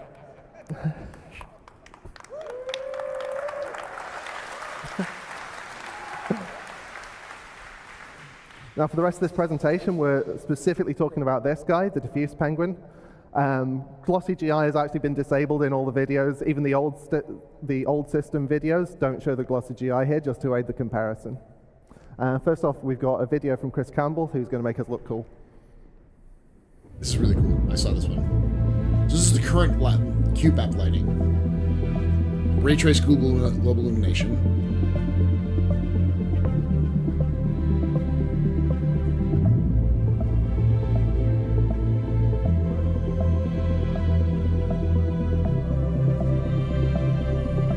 So much better. So the key is, the thing to understand about global illumination, I actually saw a video on this, which kind of explained it very well, is that when you look at me, right now I'm very front lit, so like a lot of the shadows are missing, because you just don't show up in cameras very well. But if I had different side lightings, I could probably light my face a little bit better and cast more shadows. But there's also other lights around me, and I'm trying to wipe out a lot of the shadows so that it doesn't go onto the green screen and cause it to go crazy. But generally speaking, you have multiple sources of light, which are hitting you all the time. And so there's small little shadows that can pop up, and those tiny little shadows are fucking hard to do for lighting solutions. Especially for more naturalistic lighting solutions. And so that's what global illumination is all about, is trying to illuminate and cast shadows as much as possible, catch all the light and how it bounces and all those sorts of things. So, hey, Algrid.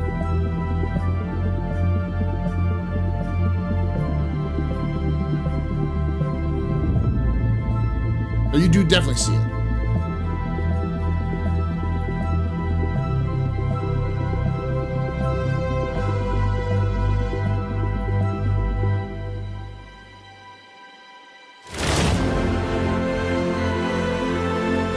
Like, I'm gonna back this up a little bit, as you can see.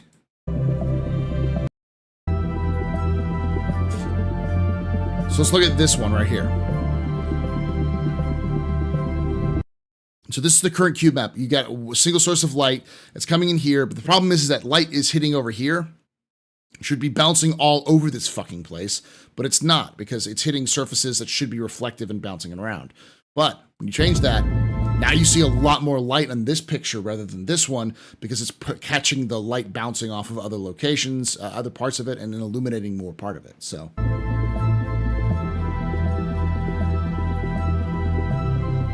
Because light bounces a lot.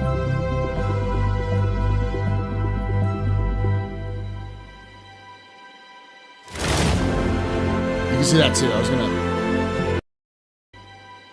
So like right here, this is the current mapping. You can kind of see a little bit of light here, but it's a little bit darker over here. Watch it get darker. Look how much darker it is over here because the light isn't bouncing as much in this direction. So you see a lot more of the shadows.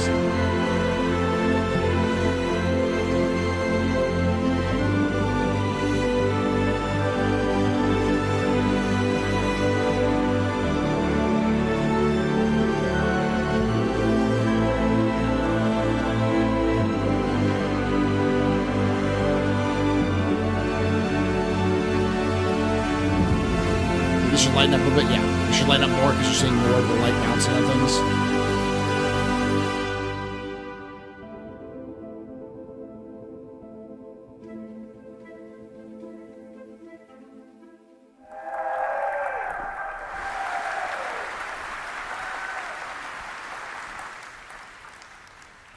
So next up, the boring or the interesting bit. How are we doing it? How does the tech work?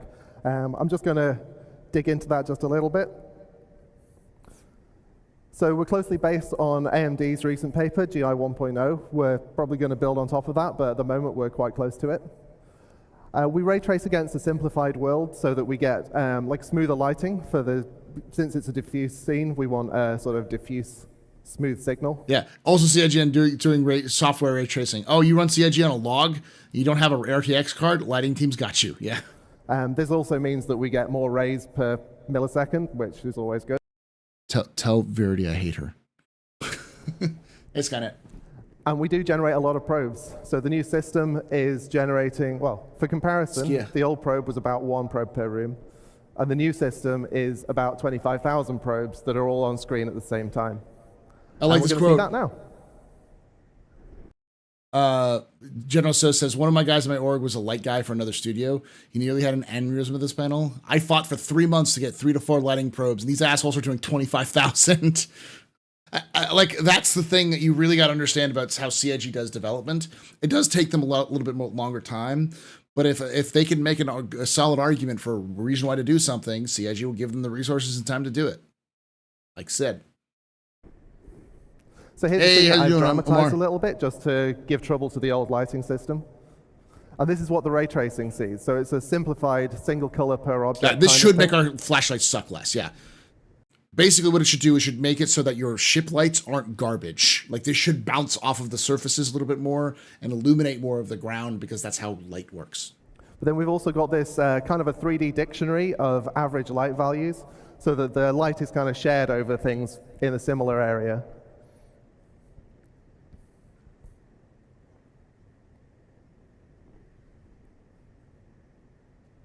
Hey, Lady Violet. So going back to the scene, this is the old system. So you'd render a single image from the center of the room, blur it, and then slap it onto the entire scene. Now, as you can see, like the middle of the scene is about the right lighting, but everything else has got the middle of the scene's lighting. Like these red lights at the sides, basically drowned out by the table bounce that somehow made it across the room to them. So we want to replace that system with 25,000 probes, each one of them only providing light to a small area around themselves. Hey, Griffin. And then we interpolate that to provide like a smooth bounce. And you can see already in the distance, like the red light is really bouncing up there. And then we add a screen space occlusion pass just to tidy up the edges on things. And there is the final composite. You can see it's a lot more red in the new composite versus the old one, because the red lighting is dominating the lighting a little more. So, what else does it do?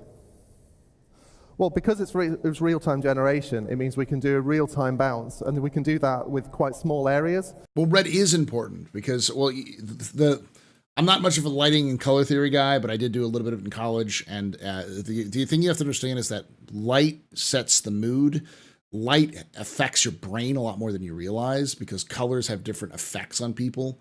And so if you see red, it becomes a lot more heightened versus blue, like a soft blue will be a lot more soothing. And stage and film use lights all the time like that. And especially when they're trying to get more dynamic and stuff with lighting.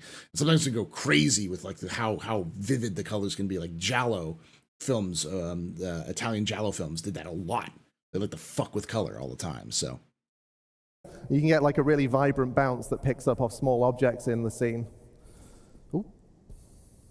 And that means that the art team can really lean into like strong local variation on color.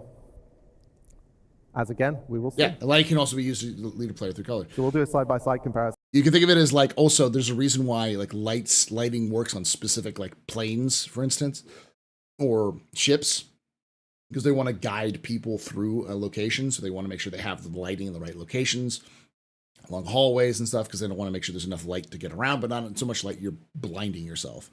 So, and they use different colors and hues to help make you feel differently in different places. So on this one, as you can already see, like the spotlight's really like throwing stuff into the scene. This is just one light in the room. And we did have live updating, as you can see in the old system, but it was designed for like time of day changes rather than this continuous smooth view. And finally, it means that we can do things like glowing surfaces can just illuminate the world without having to add special lights to fake it. Nice.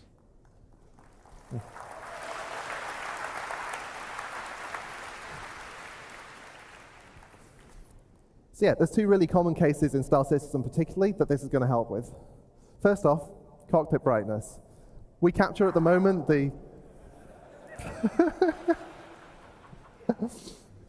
at the moment we capture that cockpit probe in a setup scene, and then we don't update it as you're flying around. So you're not going to get the sky color in, and you're not going to get the ground color in. And then we've got the opposite problem that red is obvious faster. Cargo bays, sometimes they're light. You land somewhere dark, you open up the doors, and now you've just got this weird little light room with nothing spilling out of it. So again, let's have a video. Oh yeah, so this is the old system. The sun's working, but you can see there's no sky, there's no ground lighting. By the way, I've turned off a lot of the cockpit lights so that you can see this. And then in the new one, you can already see the skylight is kind of helping a little. But then as you turn over, you get all the ground lighting. Ground lighting, yeah. Notice that. They like the bounce. That bounce is good. That's a good bounce. Yeah, there's more. See, one of the concerns we had was that we didn't want to create a two-tier system. If people have got hardware ray tracing and it's working for them, that's great. But you can't really have the art team optimizing or seeing for one type of lighting and then having to optimize it for another type of lighting and having to trade off decisions about the two of them. So what we've been experimenting with is trying to create a new low bar that's higher than the old low bar, as well as creating a new high bar. And the idea for this is basically to take that single room environment probe system that we have been using, buddy. You have to look at the first Matrix movie, color graded in the green for the Matrix and more normal one in the hovercraft. Yeah, exactly. That's a good example. And they do that a lot. That's a very, I'm not going to shit on the Wachowski sisters because they're really good at their craft. But that's a very simple version, of how they do that. There's, I forgot what it was. There's a couple of movies that do that, where the color grading intentionally changes depending on the scene or where the location is, but it's set more artificially to make you kind of feel different. Update it so that we can do live relighting on that, and then to sort of slot that in where the ray tracing would be while still keeping all of the other stuff, like the 25,000 probes and all that kind of stuff, can look at the old system and we kind of Frankenstein them together. So I'll show you what we've got so far for this. No, all of the Southwest is sepia toned. So this is just the old one and the new one so that you can see the problems. Like, just, it's overly lit, let's be honest.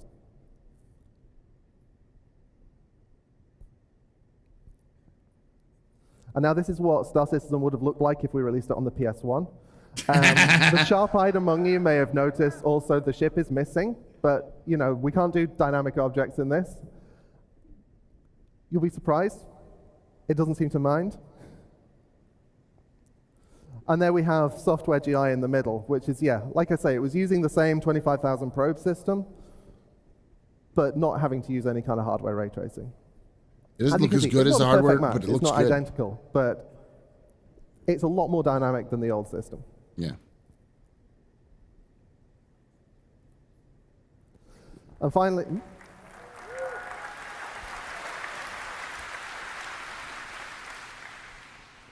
I'm just going to show you a to-do list here. I don't have pictures because it's stuff we've not done. Glossy reflections. Obviously, we want to complete the picture, and for that, we need to handle glossy reflections. That's self-explanatory, really. I don't know what to say about that. Secondly, you've only metallic seen it things need to be more so far. The next step is to extend this so that it can support glass and water and all the other transparent things in the game. And beyond that, we've obviously got fog, we've got other atmospherics. We want to expand GI to make sure that it affects everything smoothly and equally. And the final thing is a Star Citizen thing. We've got giant scenes, we've got a ridiculous scale on some things, and we've got plans to make sure that this GI extends to handle that full scale. Anyway, that's all I've got to tell you now. I've been Ben Parry. Next up, we've got StarClub with Chris Rain.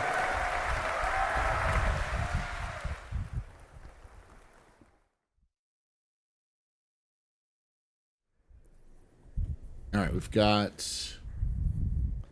Hello, everyone. All right, I'm going to pause it here and kind of get back into this one. Yeah, I was doing the fighter flight stuff, so that's the reason why I didn't get to see a lot of it. So it's nice to see it. I did see some of it, but not all of it. So that's the problem about going to CitizenCon is that sometimes you want to do things while they're doing presentations, which is fine. Jared told the AstroPub he needed to redo a lore video. Yes, he did. The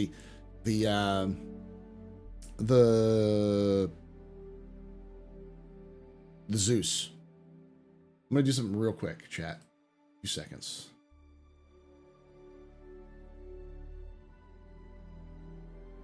I'm gonna call it a night. We'll be back here tomorrow to finish this up.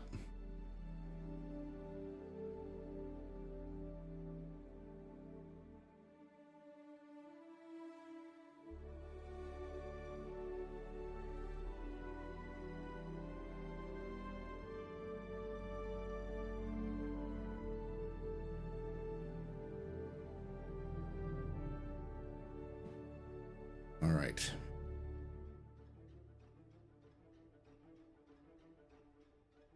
No, I haven't done a Zeus. I haven't done a Zeus video. Oh shit. Now I can actually do a Zeus video.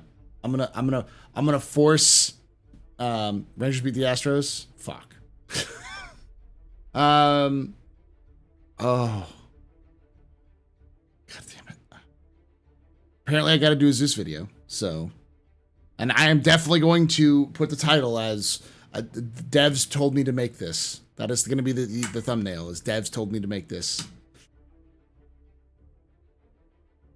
You are sort of Berenstein yourself. I did a video on a lost Zeus last year, and then I've done a video on the Zeus's lore tangentially because I brought it up in the first or second complete history of Star Citizen lore. Basically did the whole lore for it there, but not everything, so. Not really. I don't like what they did with the Zeus because I prefer they actually did the old school version of it. But you know, it is what it is. Yeah, the intro will be that. Will be Jared saying that exactly, and I'll do a little fun and dance thing for it. It's not gonna be this weekend because I'm gonna do an overview for Squad 42 stuff, and then next weekend, the weekend after that, I'll do the Zeus stuff. So.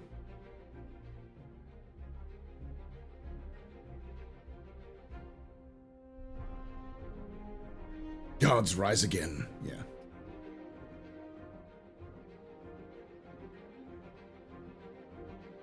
Yeah, I'd love to see an original Zeus or an original Stiletto. I'd love to see the Stiletto come back. Are you happy, Jared?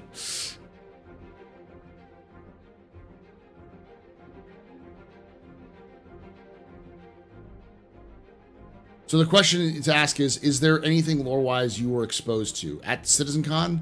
Not really. There's some stuff of that, but yeah.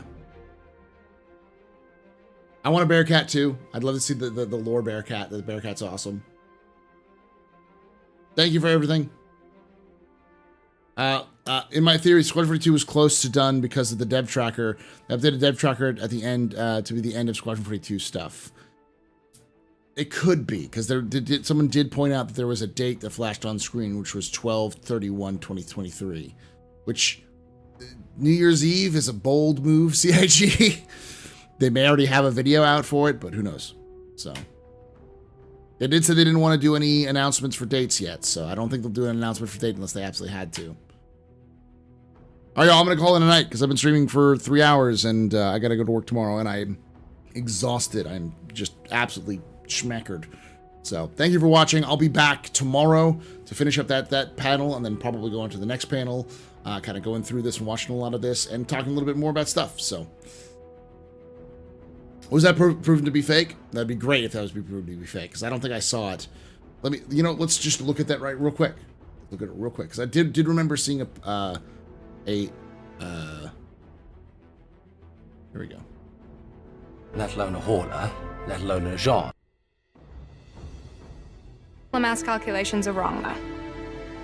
Well, this is ridiculous. How so? We are now able. Men and women of the Second Fleet, I am proud to stand with you today. Good luck. Push about. Nice speech. Any word from the recon team? Not yet. Well, let's get into position.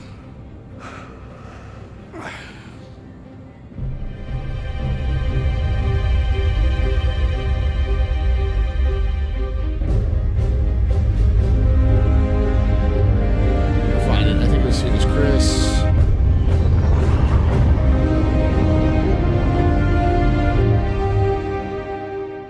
Throughout the polish phase, our team is taking every opportunity to push things.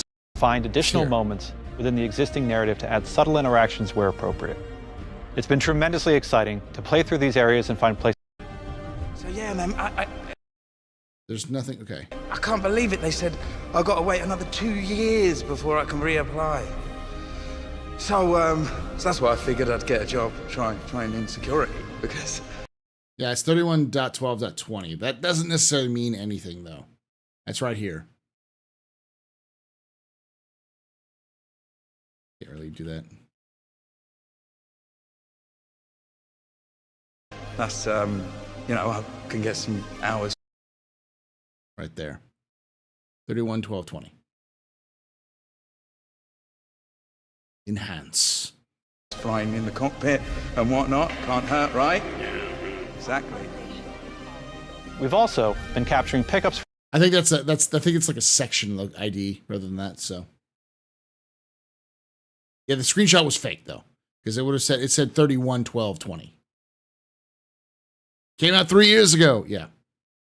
The numbers, what do they mean? I think it's just section numbers. So, anyways, y'all.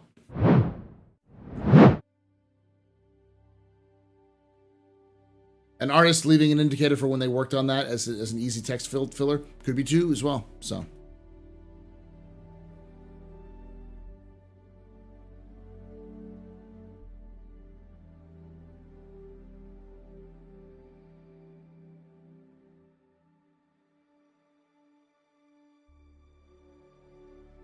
Yeah, that's definitely fake.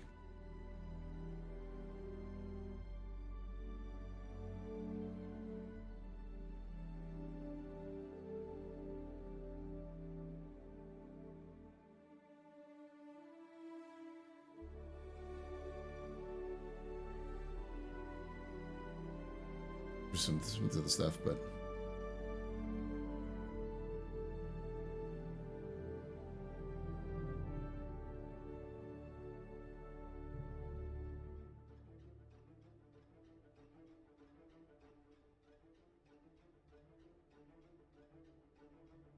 It's funny seeing people being like, "Oh, Benoit said it's totally realistic to do server meshing in the next 12 months." I agree. I think it's just a registration thing. So.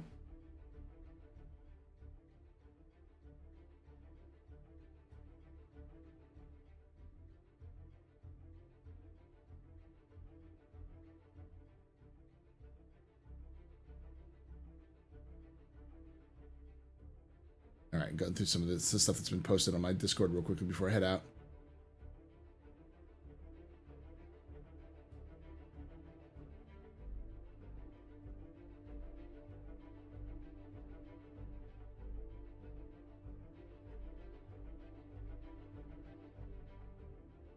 Also, I'm glad that the AK-47 platform survived to the 2900s. It's good to know.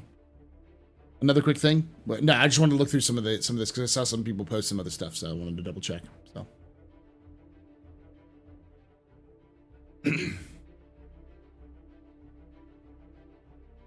yeah, I still think it's next year. I think it's Q3 next year, but we'll see. You hang up. Now you. All right, y'all. Have a good night. I'll be back tomorrow for some more look at this. I'm going to be doing this every night, and I'm going to start screaming at some of the PvP folks on Friday, and we might do something on Friday. Although I might take Friday off.